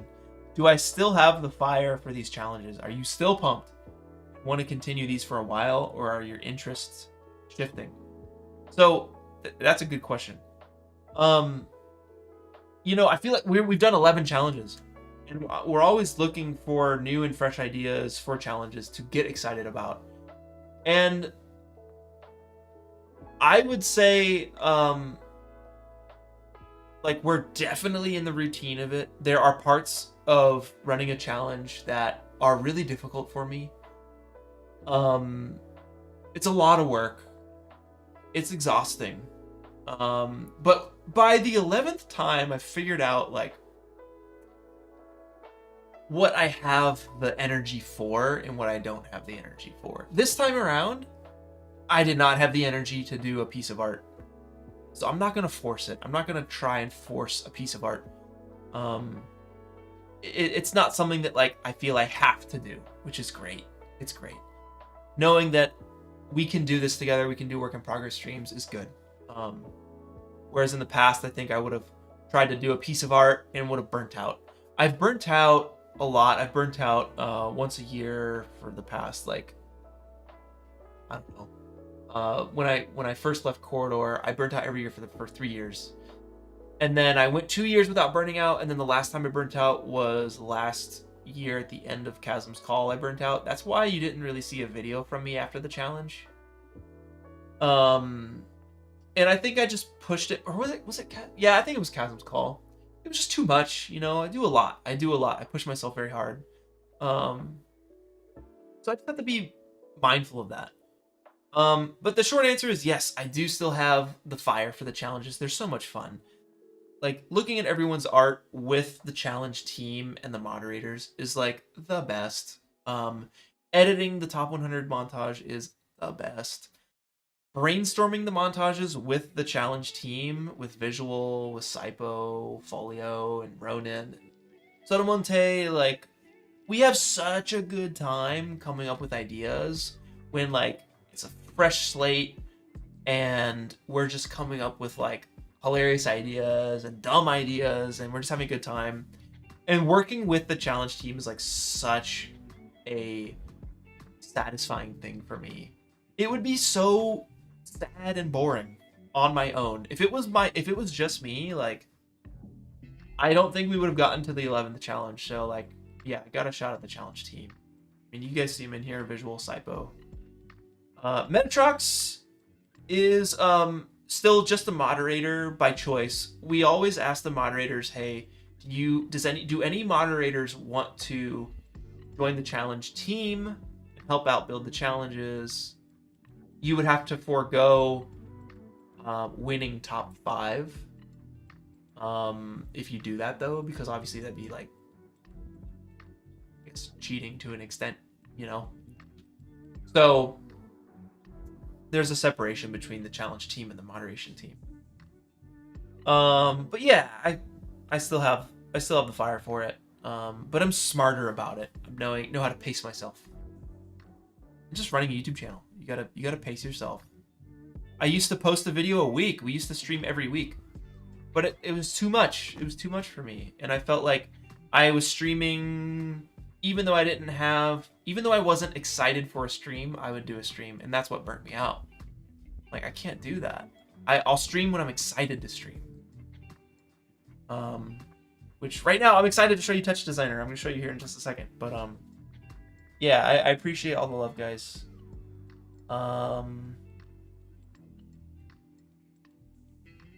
Yeah, shout outs to y'all.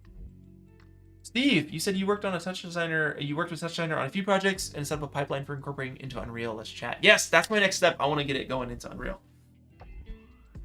But without further ado, let me show you guys Touch Designer. I'm excited. I finally get to do this. Here we go. All right, can y'all see this? I'm pretty sure y'all can see this. Yeah. All right, so this is Touch Designer. It's the best. What does it do?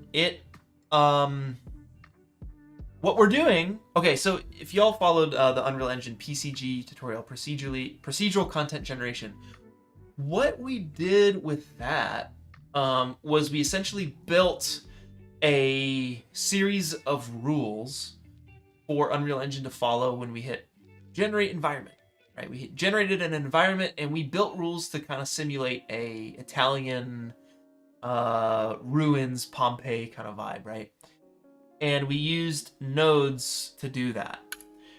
Touch Designer is basically the same thing. Just think of it as like, it's all nodes, right? Here are all the nodes that we can use and spawn.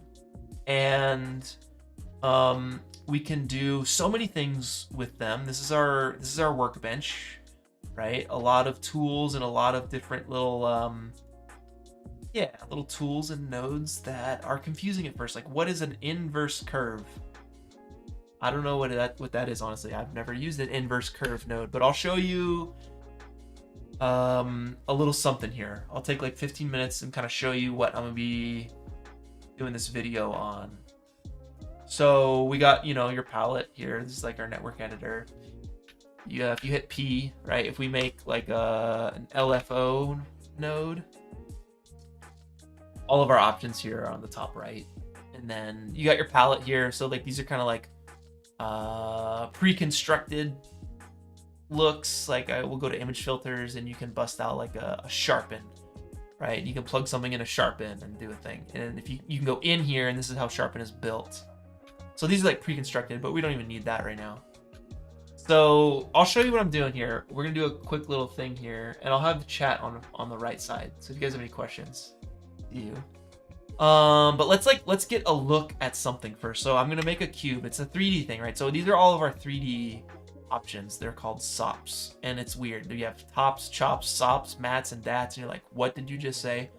Don't worry about it. It's all good. So I'll make a box, right? So we just have a box, and you can like interact with these nodes by hitting this little star, and you can kind of orbit. We got a little 3D viewer here, right? You can see, you just click and drag, and we got a little box. Fun. All right, but what do we do with that? How do I do a thing with that? I want to do a fun thing with that. So to get this box like rendered, we got to do a thing. So first I'm going to drag out. I'm gonna hit tab and put it into a transform, because I know we're gonna want to transform this. W goes into wireframe, and I want to get this into a geometry node, a geometry setup. So this is like a standard setup. This goes into a render top. Tops are all 2D. This is all 2D. So render, it goes to a 2D situation, and it's giving us an error.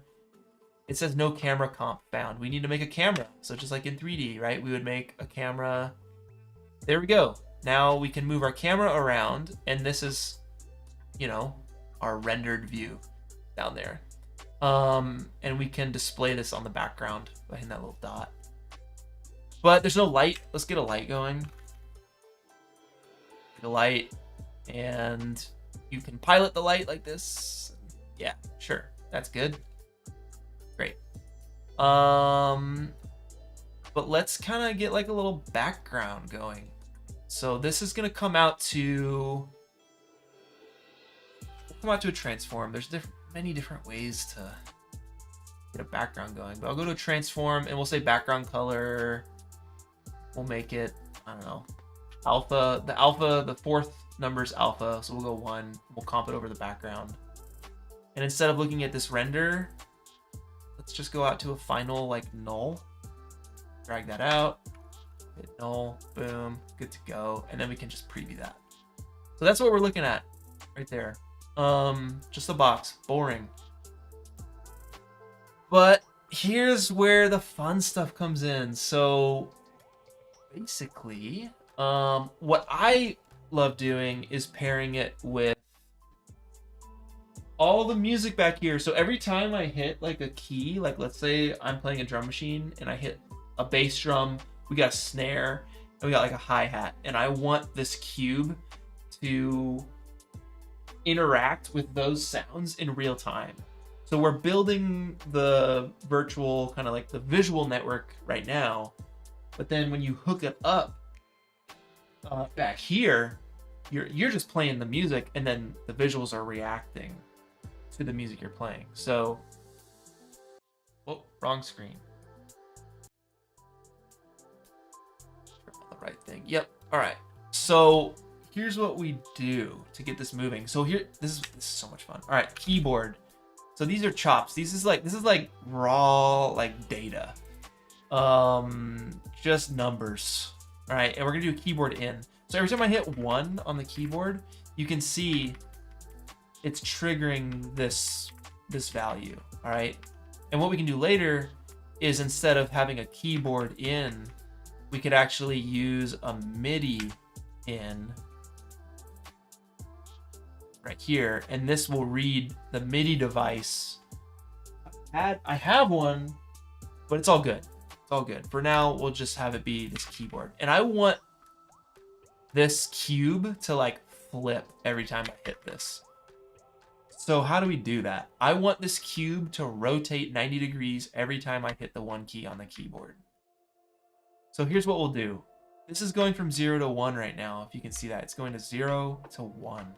I want it to go 0 to 90. We want it to rotate 90. So I'm gonna come out and use a math node. And a math is a good way to like reinterpret values. So we're taking it from 0 to 1. From 0 to 1, we want to go to 0 to 90. So now every time I hit this, it's going 0 to 90, right? So if I take this out, let me put a null object here, and you can pair this to whatever you want. You can hook up anything to anything. That's what makes Touch Designer so cool. So I'll drag this into the rotation here and set it as a chop reference. So this is referencing it. You can see this little line here. So every time I hit 1, it's rotating 90, but you can't tell because a cube going 0 to 90, it's a cube. It's gonna look the same on the other side that it does on the front side.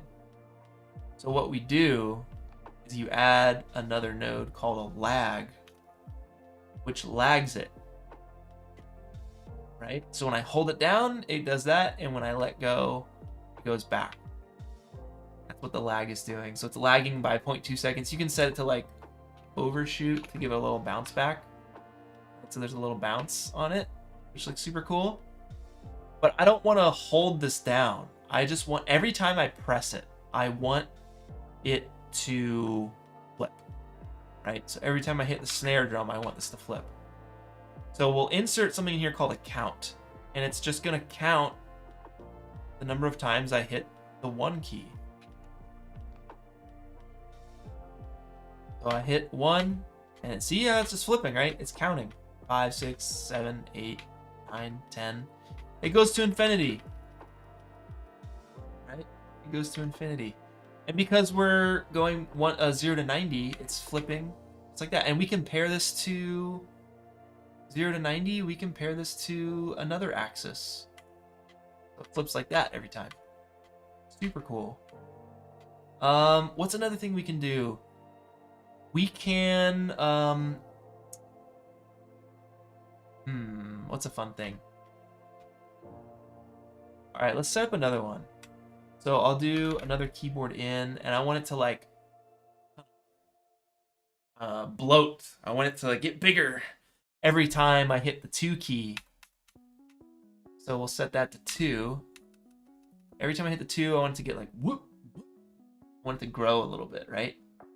Make the camera change? Okay, yeah. All right, so Monte, let's do that. Let's do that. So every time I hit 2, we're gonna have the camera do a thing. All right, let's try it. So maybe the camera flips like the focal length. Yeah, let's do that. Let's have the camera get closer or change the focal length every time. Every time I hit the 2 key. So what do we want to happen? Let's go to our camera and go to the view and look at our focal length. So I want it to maybe like get really wide like this and then like move in closer like this or something. Every time we hit the 2 key.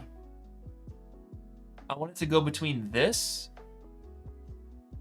and like a normal camera view. So you can do this actually with a camera blend, and I've only used these a couple times, but I'm pretty sure if I get this right. So we'll do a super high focal length and like zoom in. It's like really wide. Crazy looking.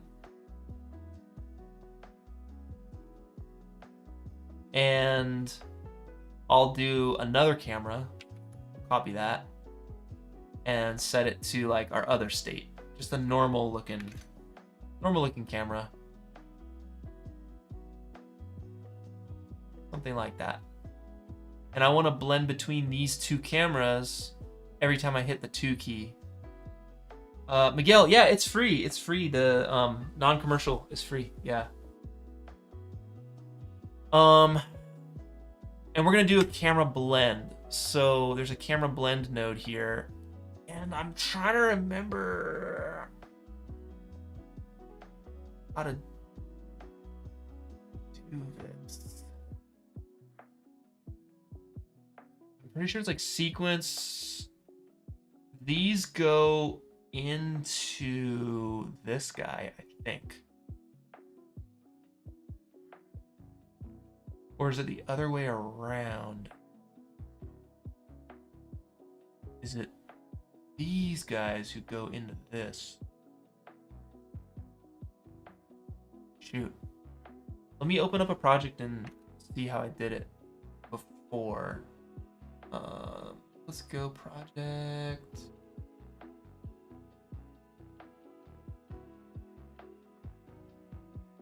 I forget. There's like a very specific way I was doing it before.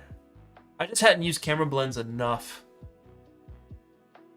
No, off the top of my head. Yeah, here's one that I have set up where like every time I hit 1, it switches between a 3D model, which is like rendered to be this weird point cloud. Every time I hit 1, like a lot of things are happening every time I hit 1.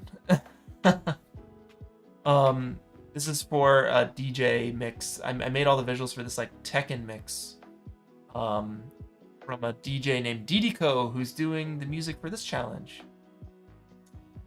So let's go to the camera blend. So yeah, you can see I'm swapping between all these different cameras that are specific to each character here. So you have all these cameras. Oh. And they're going into this camera blend. Okay, yeah. They're all going into the top of this camera blend. And the camera blend is going into the render. And the camera blend is set up to sequence. Yeah. Yep. All right. I should be able to get that going here. All right, let me disconnect these. This is our camera blend. This we're gonna use for our final camera. We're gonna get these guys going in.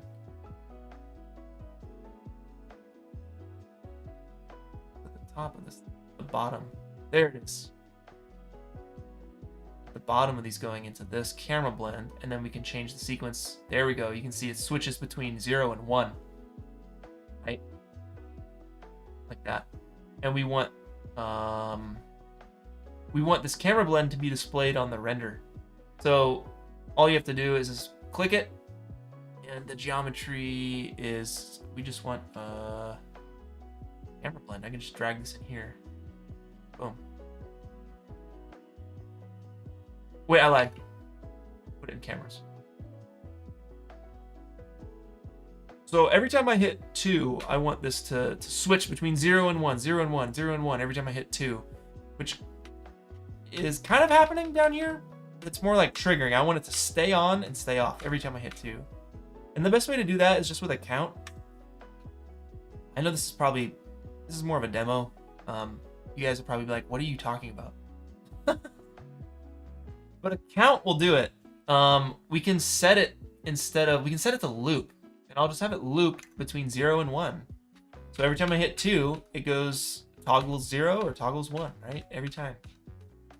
And good practice is to always put this at the end of a null. And I'll show you why in a second. Because, let's see, let's go back to our camera blend and let's pop that into the sequence. So every time I hit 2, it's going back and forth. But I want to throw that lag in between. Right, so now it has a little bit of jelliness to it, a little bit of jello on it. That's cool. And it's a little close, so I think I'm gonna back this guy. I'm back this camera off. And let's make this one even more extreme. Let's get closer. Yeah. Whoop. It's fun. Overshoot. Sotomonte. West overshoot. Let's do it. A little bit of overshoot. 0.2. What? Blah, blah, blah. Very fun. Very, very fun. What's next? What do we want to do? I don't know. Every time I hit 3. What do you guys want to happen? Every time I hit 3, what happens?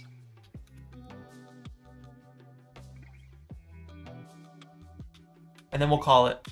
We'll call it. Let's get a different colored background.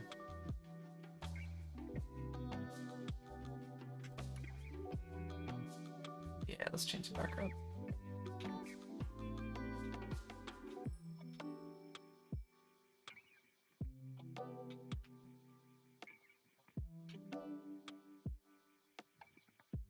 And let's give this guy a material. Just something fun, I don't know.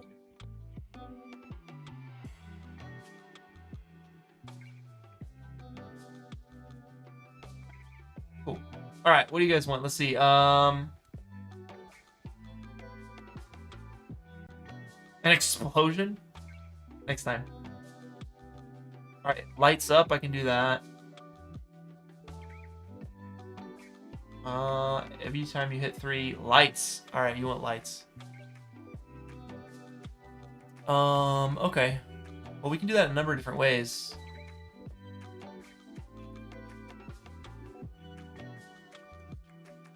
So the constant value is just 0, 0, 0. Right now, we can take it to 1. 1 every time I hit 3. I mean, we could just lag that. Every time I hit 3, boom, it lights up, and then it dies down slowly. Let's try that. Very easy. Very easy. So yeah, I'll just put that value into the constant.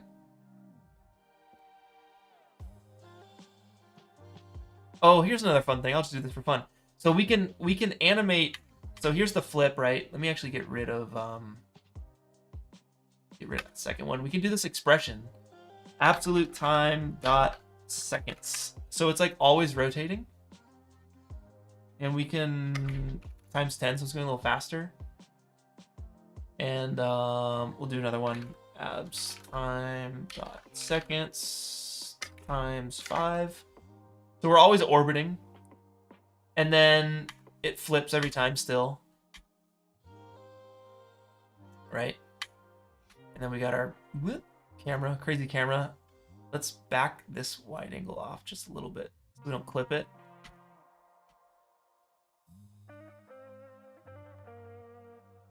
And then every time you hit 3, the lights flash.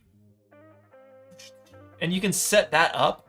I'm going to tone that down in case anyone's got some seizures at home. So instead of this going to 1, right, we want it to go to 0.5. So this is why you put a null in here. So you can add things in between without things getting unlinked. So I'll add a math. That's what we remap values. So instead of 0 to 1, we'll go to 0 to like 2.5. Like that. Yeah. And whoa. What else? A feedback effect. Yeah, we can get a feedback going. Let's do it.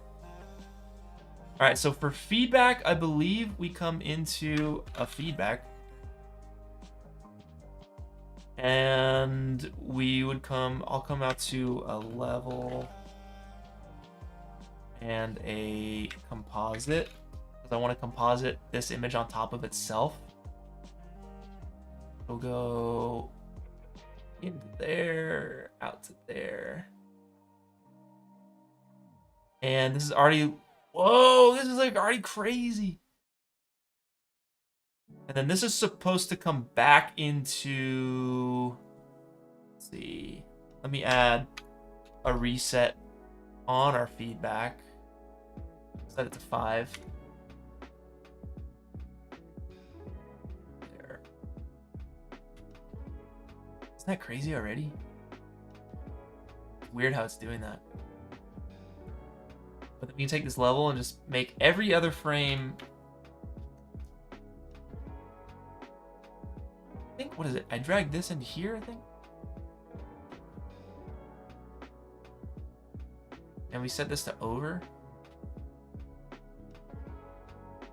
Yeah, that's crazy. That's cool. We set this to 0.99. Whoa!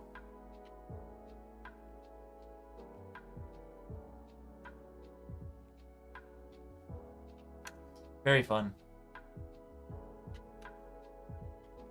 Flip, flip. It's crazy.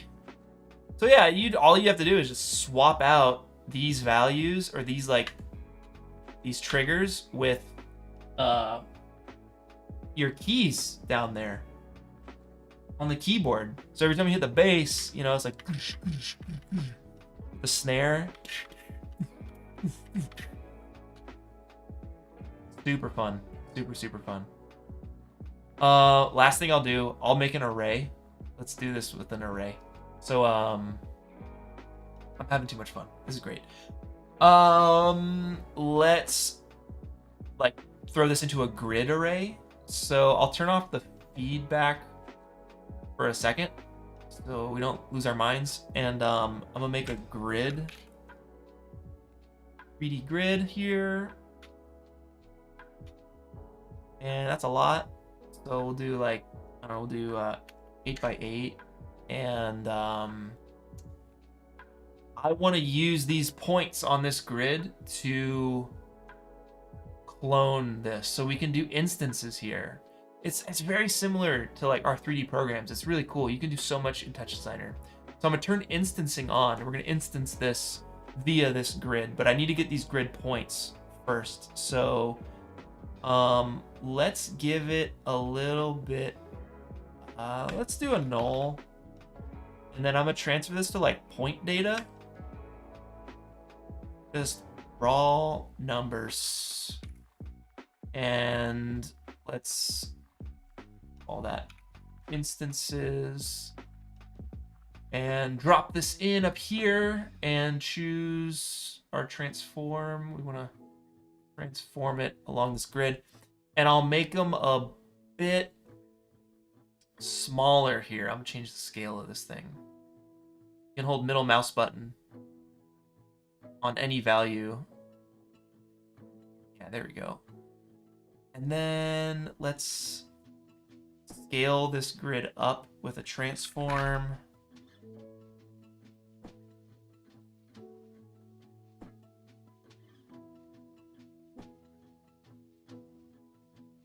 And make it like crazy, like 24 by 24.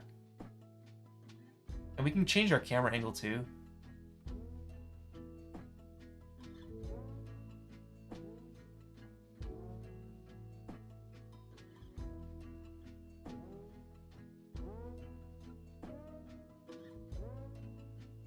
Yeah, camera 2 is like maybe more like straight on like that or something. I don't know. And then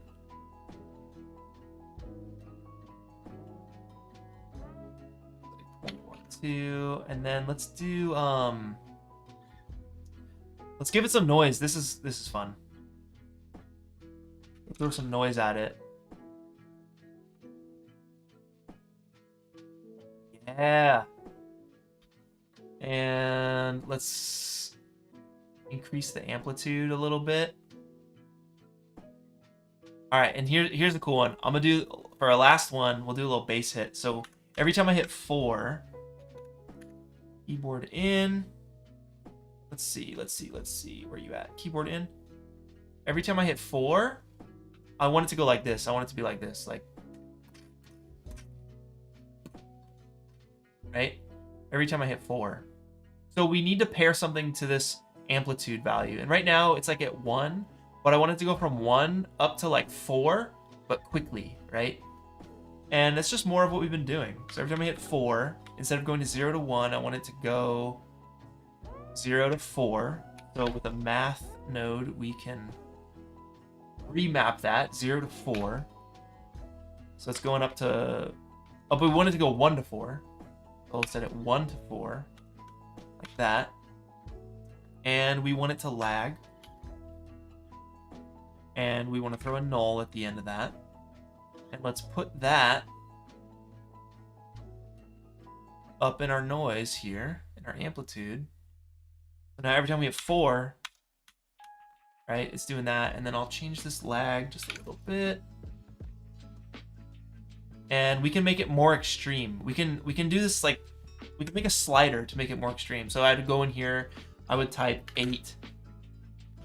Right now it's really extreme. But what if I wanted to have a slider to control that? So you could make a slider here, boom. And right now, by default, our slider is going from 0 to 1. If you look up here in the value, 0 to 1. But I want it to go from like 0 to like 10. So I would come out, right? Again, remapping things. We remap it with a math node. We go 0 to 10. And pull that out with a null, and I'll put this into this little math value up here. So now, every time I hit 4, actually nothing, it goes to 0 because our slider is at 0. This is our strength. This is like our base strength. Every time I hit 1, all right, we want to go crazy, we'll max it out. Yeah, so that's kind of, oh, this is working. Let me make another light. Keep the light, and we'll bring it around the other side. And we'll make these guys just like a little bit brighter. Too bright.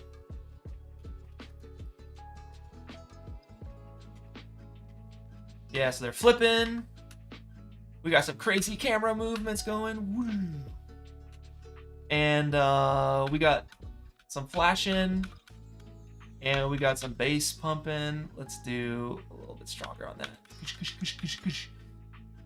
Super fun. Then you pair that up to the MIDI and make a little beat with it. All right, I'm just having too much fun. I'm gonna do another thing.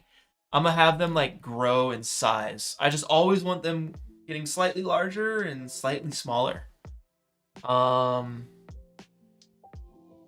Let's do an LFO. So an LFO is just gonna oscillate between like, I don't know.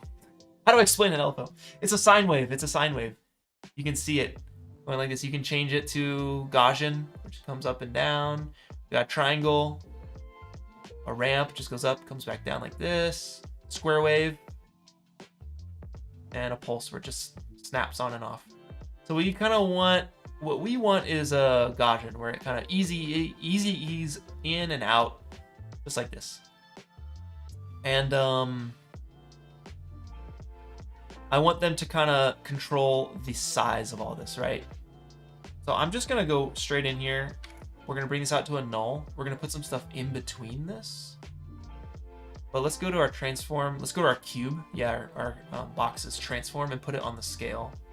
Now, right now that's crazy, but let's control this a little bit. So we want to remap this 0 to 1 value. And again, y'all know a math node by this point is remapping values.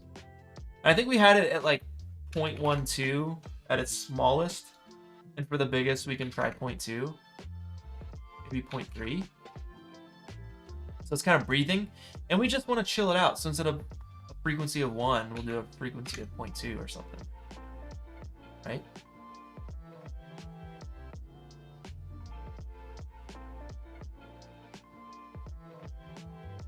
So we'll do a little bit of beatboxing here.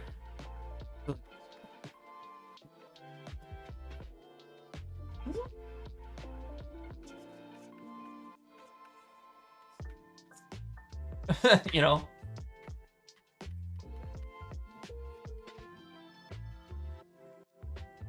Yeah, this is very, very, very fun. Very, very, very fun.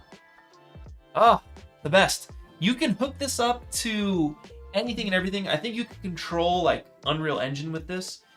So every time I hit the bass drum, like the sun rises, and every time I hit the snare, like a car flips or something. I don't know. You can do anything. It's so much fun. I hope this is getting you guys excited. At the end of this month, I'll have a Touch Designer video coming out. I'm gonna show you some crazy simple stuff like this and some advanced stuff, and we're gonna hook it up to the music back here. And I'm gonna get into like kind of why I got into this and how I learned it, all that stuff, to help you guys learn it. So hopefully that's fun for y'all. Yeah, it's the best. So this program I learned is made by, so you had Houdini, right? Houdini, and I see you, Sotomonte, in the chat. You reminded me. I think one of the guys who like started Houdini broke off and made Touch Designer. So I guess that's why it feels kind of similar. But the last thing I'll do, I'll show you like one of my last little networks here. Let's see. Which one's fun? The disco floor is pretty hype. The stats bar is hype. Yeah, I'll try the disco floor, I guess.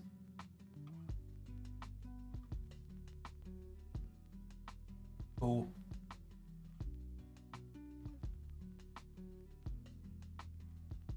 Oh, I forgot to turn the feedback off. Shoot, I deleted it. Whoa, it's crazy how simple this setup actually is. So I had this all set up to my MIDI controller. It's been a minute since I've been up in here. Where are the dancers at? Or maybe this one didn't have the dancers. Yeah, I was testing like the disco ball. Yeah, so same deal. We got the grid. Duplicating this little like cube here. And we're using a noise with color.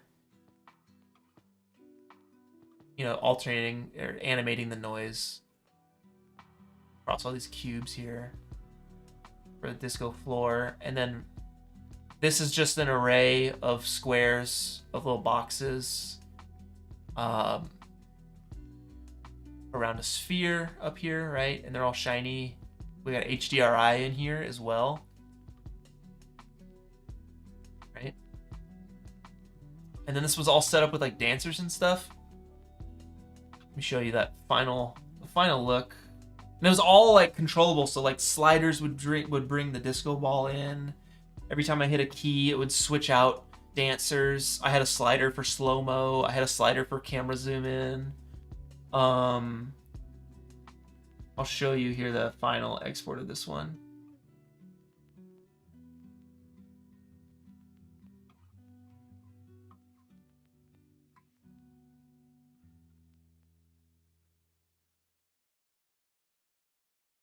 Yeah, so I'd swap out the dancers. So this is all real time in Touch Designer.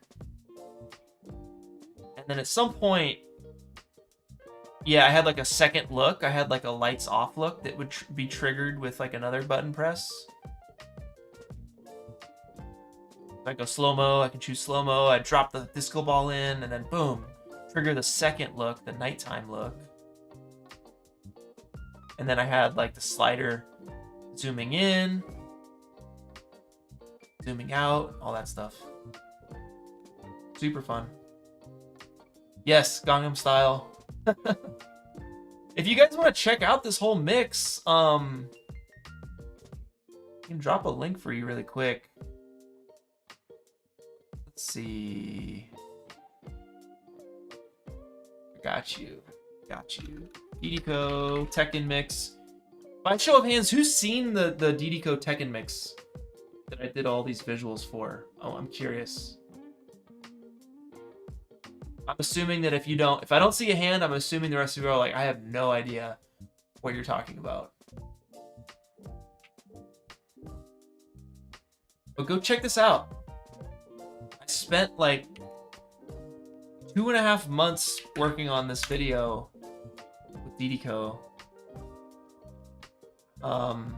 I learned Touch Designer for it, and it's the only reason, like that project was the only reason that I'm able to like kind of walk you guys through that and do that in real time. Because I was just repping it for like 2 months. But yeah, I'm excited for the video at the end of this month. I'm a big gamer. I love, you know, I grew up on. Let me bust it out here for you.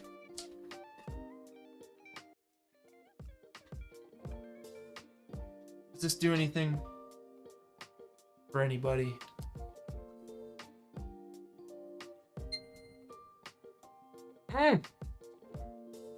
The best. Yeah, so Mega Man Battle Network was one of my favorite Game Boy Advance games. The best. So I did like a whole cover of one of the songs. Got it all running on this back here. And the Touch Designer like real-time art that I'm making is heavily inspired by all the like backgrounds in the Mega Man game. So it'll be cool. I hope you guys are looking forward to it. I'm looking forward to it. But thank y'all. I appreciate it. Much love. Yes, DDCO is Brazilian. Shoutouts. Brazil indeed. Indeed. Everyone from Brazil is so dang nice. So welcoming. Yeah, Fabricio came over to my place here in LA. And dude, they brought gifts. Him and his wife, they brought gifts. Dude, she painted this. Look at this. Crazy. Yeah. Juliana, thank you. They're so nice. They're so nice. Yeah, good times. Good vibes. But y'all, I gotta call it.